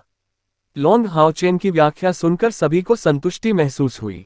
ये सच था, ये स्पिरिट स्टोव वास्तव में चेन यंग के लिए सबसे उपयुक्त था। सिमा जियान ने हंसते हुए कहा, बॉस, जब हमें एक कच्चा पावर केंद्रित स्पिरिट स्टोव मिलता है तो आपको निश्चित रूप से इसे मुझ पर छोड़ना होगा। मुझे कच्ची शक्ति अधिक पसंद है। लॉन्ग हाओचेन ने हंसते हुए कहा, यह हमारी किस्मत पर निर्भर करेगा। मुझे लगता है कि यहाँ आने वाले लोगों को अधिकांश स्पिरिट स्टोव पहले ही मिल चुके हैं, लेकिन तथ्य यह है कि हमें पहले से ही एक मिल गया है, जो यात्रा को सार्थक बनाता है। कुछ और प्राप्त करना बोनस माना जा सकता है। लॉन्ग हाओचेन का रवैया बहुत अच्छा था, उसके पास पहले से ही 2 स्पिरिट स्टोव थे, इसलिए इस बार अपने साथियों की ताकत बढ़ाने के लिए वह उन्हें इस यात्रा पर मायावी स्वर्ग में ले गया। भले ही पैगन स्पिरिट स्टोव का सक्रियण समय इतना लंबा न हो, फिर भी यह अपने साथियों को प्राथमिकता देगा। लेकिन ये कुछ ऐसा था जिसे वह जोर से नहीं कह सकता था। चेन यंग र के शरीर पर छाई हुई सफेद रोशनी धीरे धीरे खत्म हो गई, और जब वह फिर से सभी की नजरों के सामने आई, तो उसके चेहरे पर एक चौंका देने वाला भाव था। क्या विलय सफल रहा? वांग युवान ने गहरी चिंता से पूछा। चेन यंग रा ने सिर हिलाने से पहले अपना सिर हिलाया। ऐसा लगता है कि मैंने इसे सफलतापूर्वक आत्मसात कर लिया है, लेकिन मैं उस स्पिरिट स्टोव की शक्ति को कैसे महसूस नहीं कर सकती। लॉन्ग हाओचेन ने उसे देखकर मुस्कुराते हुए कहा, चिंता मत करो, ये सिर्फ आत्मसात करने का शुरुआती चरण है। यह इतनी जल्दी कैसे हो सकता है? इससे पहले कि आप यह मान सके कि यह आध्यात्मिक स्टोव वास्तव में आपका हिस्सा बन गया है, आपको अभी भी दूसरे और तीसरे परीक्षण से गुजरना होगा। कम से कम उस समय के लिए जब हम मायावी स्वर्ग में हैं, आप इसका उपयोग करने में असमर्थ होंगे। चेन यंगर ने अपनी जीभ बाहर निकाली, ये काफी कष्टप्रद है। दुखी लिन शिन ने जवाब दिया, तो इसे मेरे साथ बदलने के बारे में क्या ख्याल है? मुझे वह कष्टप्रद नहीं लगेगा। चेन यंग र ने मुस्कुराते हुए उत्तर दिया, अच्छा, तो चलिए इसे एक सौदा बनाते हैं। यदि आप कर सकते हैं तो बस मेरे आध्यात्मिक स्टोव को अपने पास आने दें और इसे आत्मसात कर लें। आपने अभी अभी जो कुछ कहा उसे सुने, ये स्पिरिट स्टोव वास्तव में बहुत बढ़िया है। धन्यवाद कप्तान, लॉन्ग हाओचेन ने हंसते हुए कहा, मुझे धन्यवाद मत दो। ये कुछ ऐसा है जो हमें एक साथ मिला है। चलो, हमें तलाश करते रहना है। लिन शिन, आपने कितनी आध्यात्मिक ऊर्जा का पुनर्भरण किया है। अग्नि अभिशाप की पूरी शक्ति लिन शिन की आध्यात्मिक ऊर्जा को खत्म करने की कगार पर थी। लिन शिन ने घोषणा की, मुझे बस थोड़ा ठीक होने की जरूरत है। मैं अपराध में विशेषज्ञ नहीं हूं। आगे बढ़ने से पहले थोड़ा इंतजार करें कैप्टन। इतना कहकर उसने किसी अज्ञात स्थान से एक चमड़े का थैला निकाला और उत्साहपूर्वक उस युवा हृदयहीन के कीमे की ओर दौड़कर चुने हुए टुकड़े उठा लिए। और वह इतना आगे बढ़ गया कि उसे इस तरह के भद्दे प्रदर्शन पर जरा भी नाराजगी नहीं दिखी। चेन यंग र तुरंत चिल्लाया, भाई ड्रग्स है, तुम इतने घृणित कैसे हो? लिन शिन ने बिना सिर घुमाए भी जवाब दिया, ये कितना घृणित है। हम जो दवा उपयोग करते हैं वह मुख्य रूप से जादुई जानवरों और राक्षसों के शरीर से आती है। क्या आपने कभी कोई दवा नहीं ली है? मेरे अनुमान से ये कम ताकत के 7वें चरण पर है, या शायद 8वें चरण तक भी पहुंच गया है।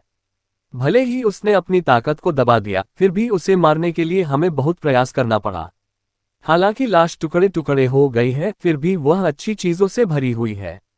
और फिर उसकी बंदूक भी है। हमें इसे लेना ही होगा। ये शुद्ध अग्नि तत्व से बना है। फेजे, मुझे इसे खरीदने के लिए अपने पैसे निकालने दो, मैं इसे बाद में जिनर को पेश करूंगा। हे, नीली लपटें और गौरवशाली टीयर, कितनी अच्छी बात है। चेन यंग र ने अपना मुंह घुमाया, ऐसा लगता है कि भविष्य में हमें आपको भ्रष्ट कलेक्टर ब्रदर हैज ड्रग्स कहना पड़ेगा। लिन शिन द्वारा सामग्री एकत्र करने के साथ पार्टी को स्थापित होने में कुछ और समय लगा। लॉन्ग हाओचेन की स्मृति के अनुसार कुछ स्पिरिट स्टोव वहां के बहुत करीब थे। पिछली लड़ाई का अनुभव करने के बाद लॉन्ग हाओचेन स्पष्ट रूप से और भी अधिक सतर्क हो गया।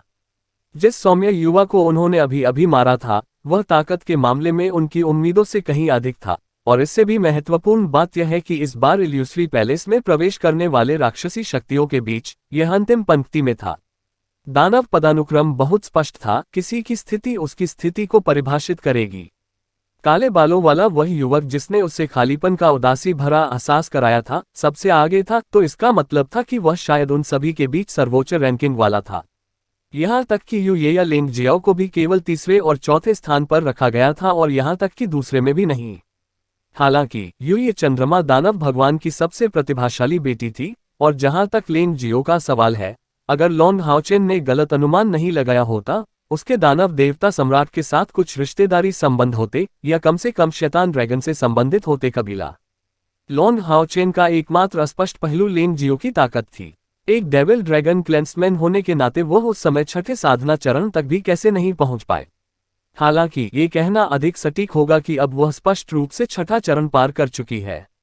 हालांकि टेम्पल अलायंस के 10 लोग जो यहां आए थे, उन्हें दानव शिकार दस्तों के सदस्य कहा जा सकता है, लेकिन उनमें से सभी में ताकत की कमी नहीं थी। राक्षस चुनने में और भी अधिक सावधानी बरत रहे थे, और जो भी आए थे वे अपने नायकों में सबसे अच्छे थे। यदि वे वास्तव में आमने सामने की लड़ाई में मिले तो उन एलायंस डेमन हंटर्स का भयानक अंत होने की संभावना है। इससे लॉन्ग हाओचेन को करियर के बारे में और भी अधिक चिंता होने लगी। इस दृश्य ने बहुत ही आसानी से सभी को शांत कर दिया, लेकिन लॉन्ग हाओचेन ने शुरू से अंत तक उच्च सतर्कता की स्थिति बनाए रखी। येटिंग ठीक उसके कंधे पर बैठी थी और उसकी अपनी धारणा उससे जुड़ी हुई थी।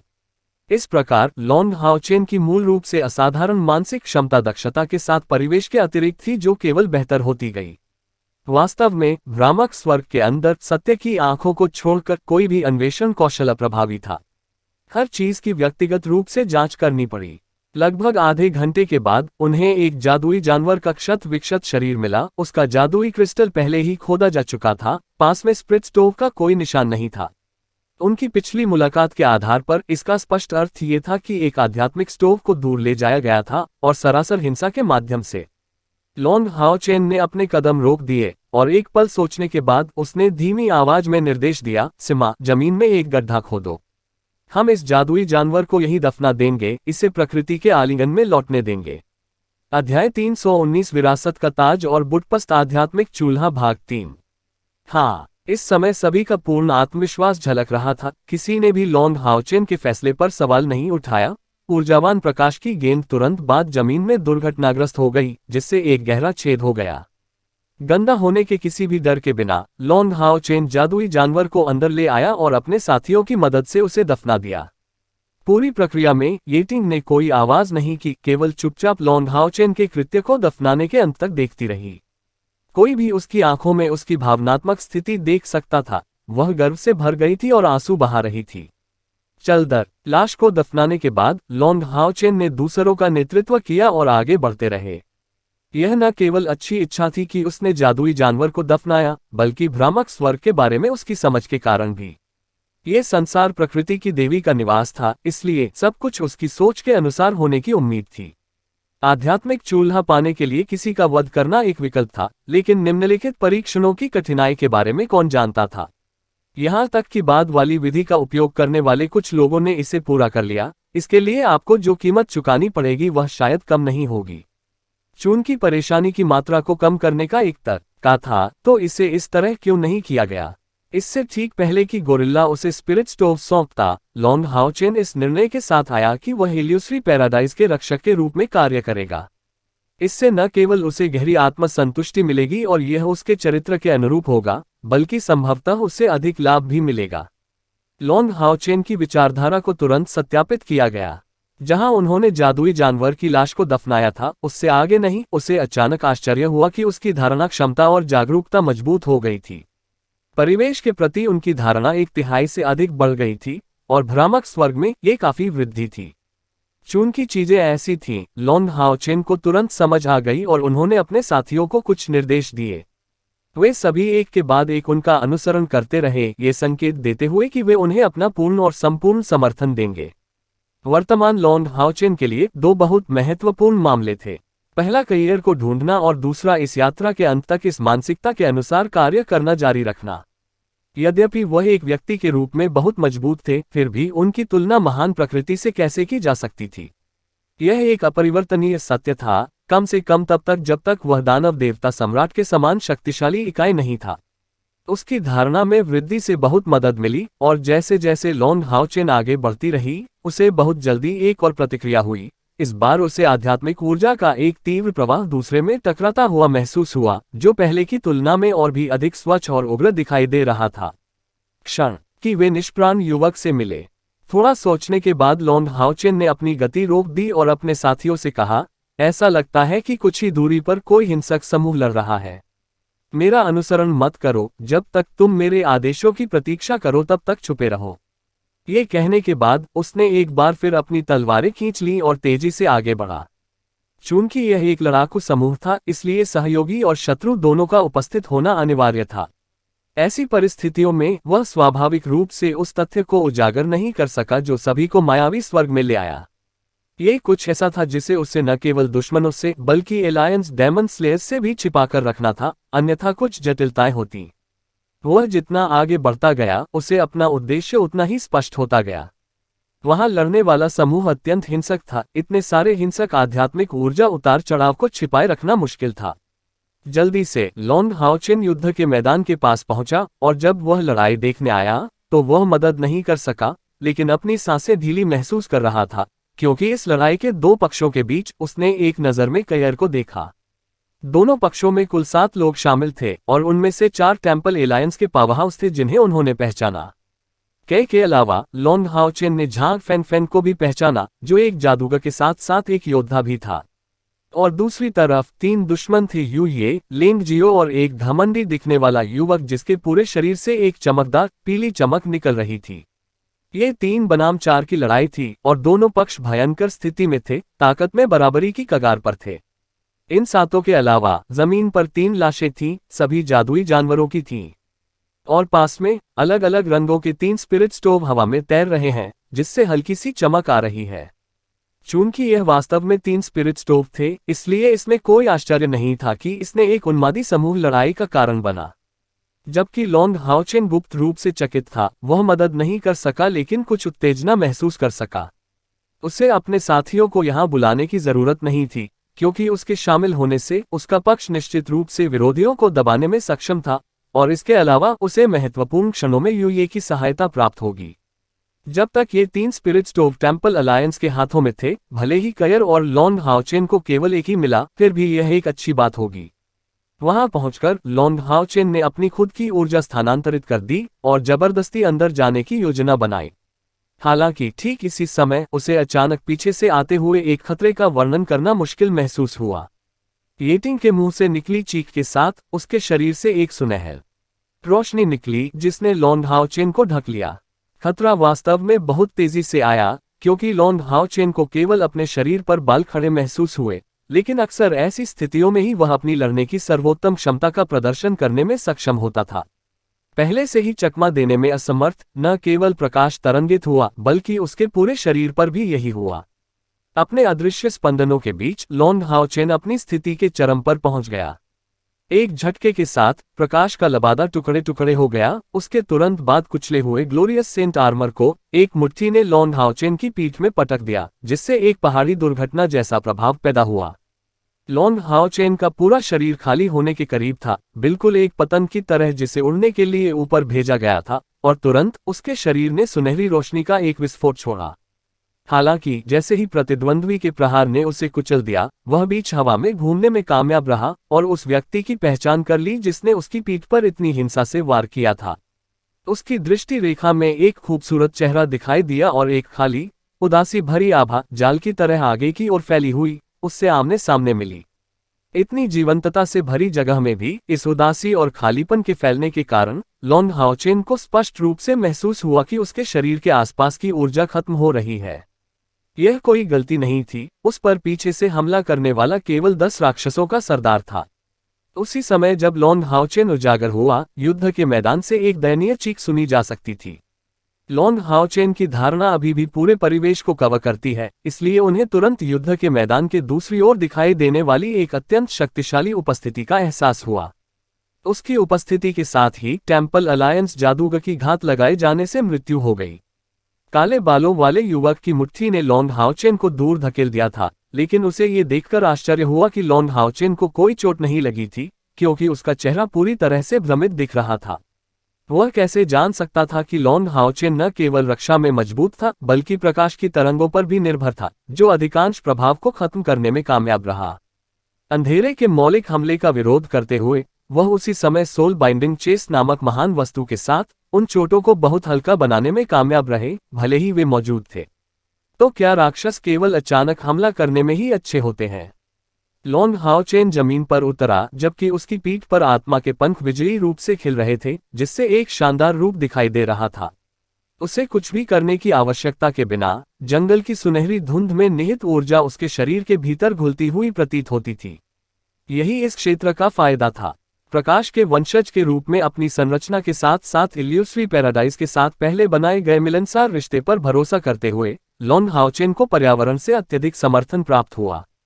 इससे भी महत्वपूर्ण बात यह है कि उन्हें यीटिंग का समर्थन प्राप्त था, और इसके विपरीत हालांकि हुआंग शुओ द्वारा बाओ नाम का ये काले कपड़े वाला युवक मजबूत था, लेकिन उसे स्पष्ट रूप से इल्यूस्ट्री पैराडाइज से कोई समर्थन नहीं मिला। इसके बजाय उसके आसपास के माहौल ने उसे अस्वीकार कर दिया। इस दुनिया में केवल परिणाम ही मायने रखते हैं। जिन विधियों का उपयोग किया जाता है वे महत्वपूर्ण नहीं हैं। बाओ ने लापरवाही से कहा। लॉन्ग हाओचेन के कुछ शब्दों का उस पर प्रभाव नहीं पड़ने दिया। उस समय हालांकि लॉन्ग हाओचेन करियर की स्थिति के बारे में बेहद चिंतित थे, लेकिन उन्होंने जरा भी विचलित होने की हिम्मत नहीं की। बाओ नाम के काले बालों वाले युवक ने उस पर जो दबाव डाला वह पहले के हृदयहीन युवक की तुलना में अतुलनीय था।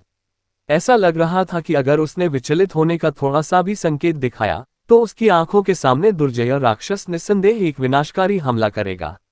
राक्षसों और मनुष्यों में यही अंतर है। आपके पास सद्गुण या नैतिकता की कोई धारणा नहीं है, न ही सम्मान की कोई भावना है। वे मात्र अपनी प्रवृत्ति के आधार पर जीने वाले जानवर हैं। मेरी नज़र में वे जादुई जानवरों से अलग नहीं हैं, फर्क सिर्फ इतना है कि आप केवल जादुई जानवरों से ज्यादा मजबूत हैं। लॉन्ग हाओचेन ने ठंडे स्वर में कहा। आखिरकार काले कपड़े पहने युवक की आंखों में कुछ प्रतिक्रिया देखी गई, लेकिन वह जल्दी ही सामान्य हो गया। उसके चेहरे पर हल्की मुस्कान के कुछ निशान दिखाई दे रहे थे। क्या वह मुझे चिढ़ाने की कोशिश कर रहा है? आप अभी भी बहुत नर्म हैं। हालांकि मैं तुमसे उम्र में बड़ा नहीं दिखता, मैं पहले से ही 30 का हूं। मेरा संकल्प इतना कमजोर कैसे हो सकता है कि मैं आपके शब्दों से प्रभावित हो जाऊं? मुझे वफा दो या मरो, इन विकल्पों में से चुने। आप उन दुर्लभ मनुष्यों में से एक हैं जिनके प्रति समर्पण प्रस्तुत करने में मैंने पर्याप्त रुचि ली है। मैं तुम्हें यह अवसर दूंगा। लॉन्ग हाओचेन ने मुस्कुराते हुए कहा। क्या आप मेरे लोगों की हत्या करने के बाद अपने साथियों के मुझे घेरने का इंतजार कर रहे हैं? हालांकि यह आसान नहीं होगा। दुश्मन का घात वास्तव में अचानक था, लेकिन लॉन्ग हाओचेन को वास्तव में अभी होने वाली स्थिति से इतना नुकसान नहीं हुआ था। सबसे पहले सोल बाइंडिंग चेस की अचानक सक्रियता से उसके साथियों का ध्यान आकर्षित होना तय था, और उसकी बुद्धिमत्ता को देखते हुए उन्हें यह बताने में कोई कठिनाई नहीं होगी कि वह मुसीबत में पड़ रहा था। वे निश्चित रूप से जल्दी से यहां आएंगे, स्थिति को देखकर तुरंत कार्रवाई करेंगे। दूसरी ओर करियर का समूह निश्चित रूप से नुकसान में था, लेकिन किसी को ये कभी नहीं भूलना चाहिए कि ये अभी भी उनके समूह का सहयोगी था। ये के शरीर पर करियर के नियंत्रण के साथ वह स्वाभाविक रूप से महत्वपूर्ण क्षण में कार्य करेगा। परिणामस्वरूप लॉन्ग हाओचेन को इस समय चिंता महसूस नहीं हुई।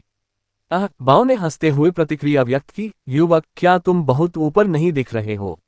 आपके अनुसार क्या मुझे आपसे निपटने के लिए दूसरों की सहायता की आवश्यकता होगी? लॉन्ग हाओचेन ने जवाब दिया। अपने बारे में ऊंचा सोच रहा हूं। जरूरी नहीं कि ऐसा ही हो। मैंने कुछ ही समय पहले आपकी तरह के एक व्यक्ति की हत्या करके एक विरासत क्राउन जादुई क्रिस्टल प्राप्त किया है। अध्याय 323 आत्मा स्टोव भाग 1। इनहेरिटेंस क्राउन के बारे में इन शब्दों को सुनकर अंततः उस काले वस्त्रधारी युवक के चेहरे पर कुछ महत्वपूर्ण परिवर्तन दिखाई दिए, जिसमें एक दुखद प्रतिक्रिया दिखाई दी। आपने किसकी हत्या की? उसकी अभिव्यक्ति में परिवर्तन देखकर लॉन्ग हाओचेन ने एक उदासीन मुस्कान प्रकट की। वह आप में से सबसे लंबा है। यदि मैं गलत नहीं हूं तो इससे पैशाचिक सम्राट समीनागा के उत्तराधिकारियों में से एक होना चाहिए, है ना? आप कैसे हैं? इस अभियान का नेता बनने के लिए निश्चित रूप से आप उस लड़के से ऊपर की स्थिति में हैं, है ना? समीनागा पहले से ही चौथा दानव देवता है, तो फिर आपकी पहचान बहुत स्पष्ट है। आप दानव देव सम्राट के उत्तराधिकारी हैं। क्या मुझे आपको यह उपाधि नहीं देनी चाहिए? हालांकि आपका नाम काफी युवा और प्यारा सा लगता है। बाओ, आप बहुत तेज हैं। हालांकि स्मार्ट लोग कम उम्र में ही मर जाते हैं। जैसे ही उसने एक कदम आगे बढ़ाया, लहरों ने बाओ के शरीर को घेर लिया, जिससे खालीपन की एक परत बन गई। हालांकि उसकी हरकतें अतुलनीय रूप से धीमी लग रही थीं, लॉन्ग हाओचेन ने बाओ के सामने आने से पहले केवल हवा में एक मोड़ देखा। उसने अभी भी कोई हथियार नहीं निकाला था, लेकिन उसने सीधे अपनी मुट्ठी से हमला किया, केवल सबसे सरल वार से उस पर वार किया। इस बार लॉन्ग हाओचेन ने व्यापक तैयारी की थी। बाओ के हमले का सामना करते हुए उसकी अभिव्यक्ति अचानक तेज हो गई, और जैसे ही वह थोड़ा पीछे हट गया, उसके शरीर ने झुकने की हरकत की। इस बीच उनके बाएं हाथ ने ब्रिलियंट डिसिप्लिन को पकड़ लिया, जिससे एक ब्रिलियंट सनलाइट स्ट्राइक लगभग तुरंत ही फूट पड़ी। कौशल पूरी तरह से तलवार में समा गया। उसी समय उसके दाहिने हाथ से चमकदार रोशनी के साथ उसकी blue rain hibiscus of light से एक दानव स्वीपिंग फ्लैश फट गया। लॉन्ग हाओ चेन के जवाबी हमले का सामना करते हुए बाओ ने कोई प्रतिक्रिया नहीं दिखाए, यहां तक कि इसे रोकने का कोई प्रयास भी नहीं किया। उसकी मुट्ठी की दिशा केवल थोड़ी सी बदली, लेकिन उसका निशाना अभी भी लॉन्ग हाओ चेन पर था। खतरा। ये पहली ध्वनि ब्रिलियंट डिसिप्लिन की काले कपड़े पहने युवक की बाह के साथ मुठभेड़ से निकली थी, लेकिन लॉन्ग हाओ चेन को आश्चर्य हुआ, ब्रिलियंट डिसिप्लिन को आसानी से पीछे हटा दिया गया। इसके तुरंत बाद blue rain demon sweeping flash hibiscus of light को कर्कश ध्वनियों की एक श्रृंखला के साथ बाओ के शरीर की ओर गोली मार दी गई। हालांकि ये भी उसके सामने प्रतिद्वंद्वी को रोकने के लिए पर्याप्त नहीं था। दानव स्वीपिंग फ्लैश से सीधे प्रभावित होने के कारण बाओ ने केवल अपनी भौहें सिकोड़ ली, लेकिन कोई नुकसान नहीं हुआ। उसकी मुट्ठी को आगे बढ़ता देख लॉन्ग हाओ चेन का दाहिना पैर धीरे से जमीन पर लगा और उसके ऊपरी शरीर ने अपने प्रतिद्वंद्वी के हमले के रास्ते से बचने के लिए उस कदम की ताकत उधार ली। इस बीच उसकी नीली बारिश प्रकाश का हिबिकस पवित्र तलवार की सक्रियता से एक सफेद रोशनी के साथ खिल गया। लड़ाई की शुरुआत से ये टीम ने लॉन्ग हाओ चेन के पीछे से जप करना जारी रखा और अभी लॉन्ग हाओ चेन ने इस पवित्र तलवार की शक्ति का उपयोग करके वार किया। हालांकि बाओ ने भी हमले को नहीं टाला, लॉन्ग हाओ चेन की पवित्र तलवार को अपने ही अंत पर एक भेदी प्रहार करने दिया। लेकिन इस बार तो दुष्परिणाम और भी भयानक था। उस समय लॉन्ग हाओ चेन ने स्पष्ट रूप से अपने blue rain hibiscus of light को भयानक दबाव के कारण झुकते हुए देखा, इससे पहले कि वह हिंसक रूप से अपने दाहिने हाथ से पलटा। अपने बाएं पैर से बाओ की कमर पर वार करते हुए लॉन्ग हाओ चेन ने पलटवार करने का मौका लिया और 10 मीटर दूर जाकर गिरा। उसका चेहरा अभी भी सदमे से भरा हुआ था। उस बाओ को देखकर ऐसा लग रहा था कि उसने रक्षात्मक उपकरण का कोई टुकड़ा नहीं पहना था। उसने केवल एक साधारण काला लबादा पहना हुआ था। हालांकि जब उसने उस पर हमला किया तो उसके अपने लाइट वेव बूस्टेड हमलों का कोई प्रभाव नहीं पड़ा।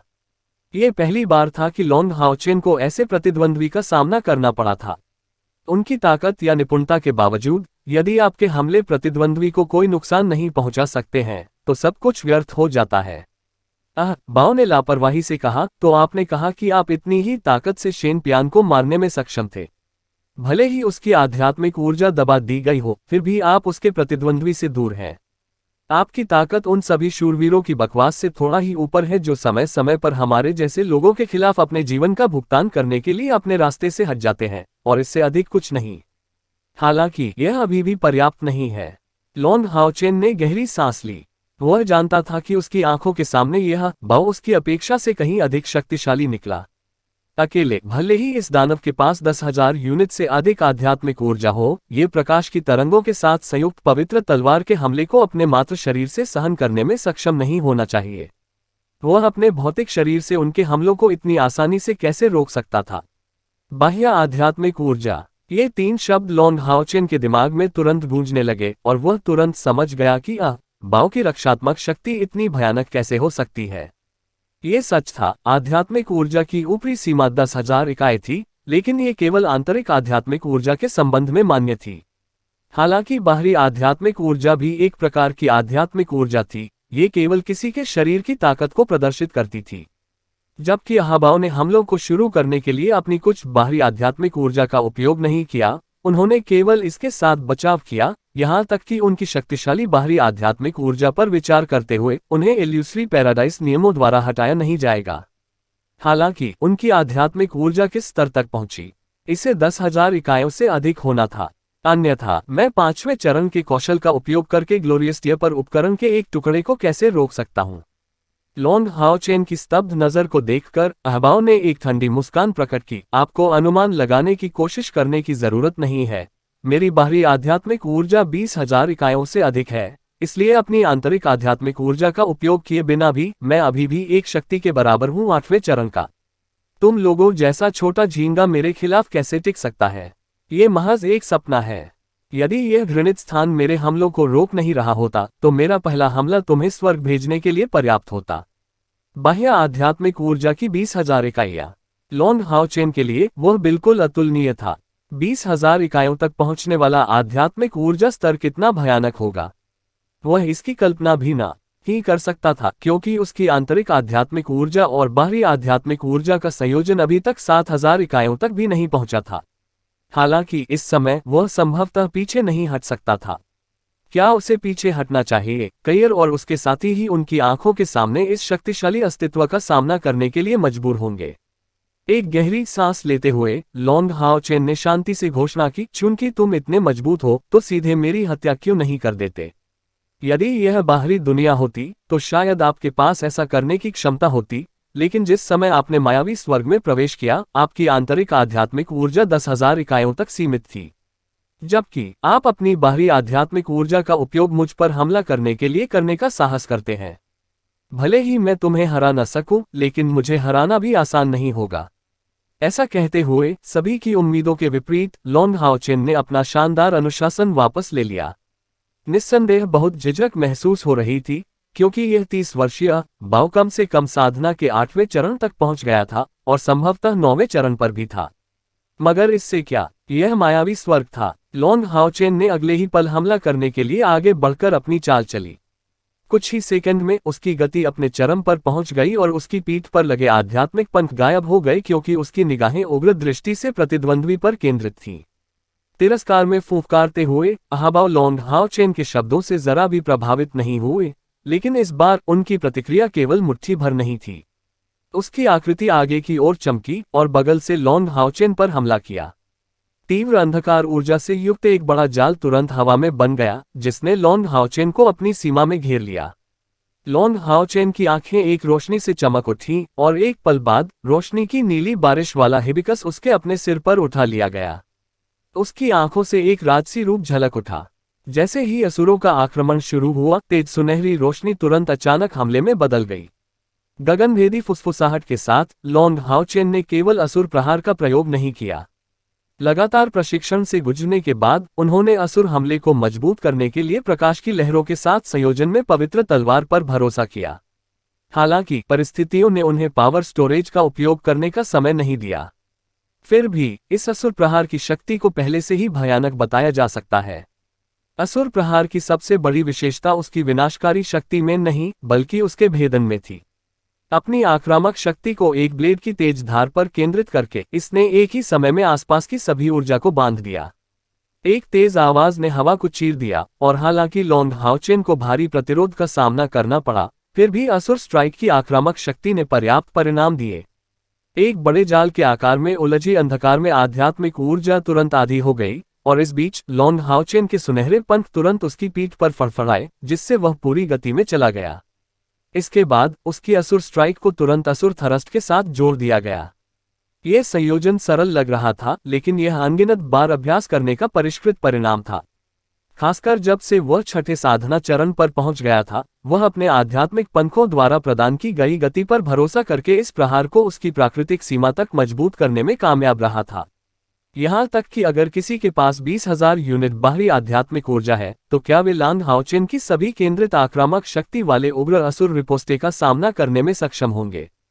हम असुर प्रहार से शक्ति का तीव्र विस्फोट देखकर बाओ थोड़ा आश्चर्यचकित हुआ। महज थोड़े से होशियार प्रतिद्वंद्वी के प्रति उनका मूल रूप से उदासीन मूल्यांकन अचानक बढ़ गया था। हालांकि यह उसे चिंतित करने के लिए पर्याप्त नहीं था। लॉन्ग हाओ चेन के असुर लंच का सामना करते हुए उसकी आंखों में बैंगनी चमक की बूंदें चमक उठीं और उसकी दो काली आंखें अचानक बैंगनी हो गईं। उन्होंने असुर रिपोस्टे को प्राप्त करने के लिए एक ऐसी विधा का उपयोग किया जिसकी लॉन्ग हाओ चेन को बिल्कुल भी उम्मीद नहीं थी। जैसे ही उसने अपना दाहिना हाथ उठाया और अपनी तर्जनी से ऊपर की ओर इशारा किया, उसकी उंगली पहले से ही पूरी तरह से एक शानदार पारभास बैंगनी रंग ले चुकी थी। साफ देखा जा सकता था कि उसकी उंगली के चारों ओर प्रकाश की बैंगनी रेखाएं हवा में वृत्त बना रही थीं। उसकी उंगली से निकलने वाली शक्ति ने वास्तव में हवा को बैंगनी तरंगों से भर दिया, जिससे हेयरलाइन दरारों की एक श्रृंखला दिखाई दे रही थी। कश असुर का प्रहार बाओ की उंगली पर हुआ और प्रकाश का अंधेरे से टकराव, दो पूरी तरह से विपरीत संस्थाओं ने अचानक विस्फोट उत्पन्न किया। लॉन्ग हाओ चेन को केवल यह महसूस हुआ कि उसका अपना असुर थरस्ट एक सुरक्षात्मक परत द्वारा पूरी तरह से रोक दिया गया है, और सभी उम्मीदों के विपरीत अपार विपरीत शक्ति ने उसके हमले की सभी आक्रामक शक्ति को निगल लिया। उसके बाद भी वह भयानक अंधकार में ऊर्जा क्रोधित होकर उसके शरीर को घेरती रही। हालांकि दूसरे अंत में भाव बिना चेहरे के जारी नहीं रहा। जाहिर है उन्हें लॉन्ग हाओचेन के हमले की कुछ समझ थी। असुर रिपोस्टे को लॉन्ग हाओचेन की वर्तमान सबसे शक्तिशाली एकल लक्ष्य तकनीक कहा जा सकता है, जो ताकत में लाइट और रेन डबल ड्रैगन से भी आगे है। वह इतने हमले को इतनी आसानी से कैसे झेल सका? इससे भी महत्वपूर्ण बात यह है कि blue rain hibiscus of light अपने आप में कई रहस्यों से भरा एक हथियार था, जो पौराणिक स्तर तक पहुंचने तक लगातार विकसित हो सकता था। असुर रिपोस्टे के साथ संयोजन में इसकी भेदन शक्ति के कारण उच्च श्रेणी की आक्रामक शक्ति का विस्फोट हुआ। एक गगनभेदी विस्फोट से हवा भर गई और एक झटके के साथ उसका दाहिना हाथ प्रतिक्रिया में मुड़ गया। असुर जोर में निहित इस तीव्र आध्यात्मिक ऊर्जा ने उनकी अभिव्यक्ति में भी बदलाव ला दिया। उनका पूरा शरीर एक गहरे बैंगनी रंग की रोशनी से जगमगा उठा, जिसने उनके शरीर से तेज आध्यात्मिक ऊर्जा को बाहर निकाला।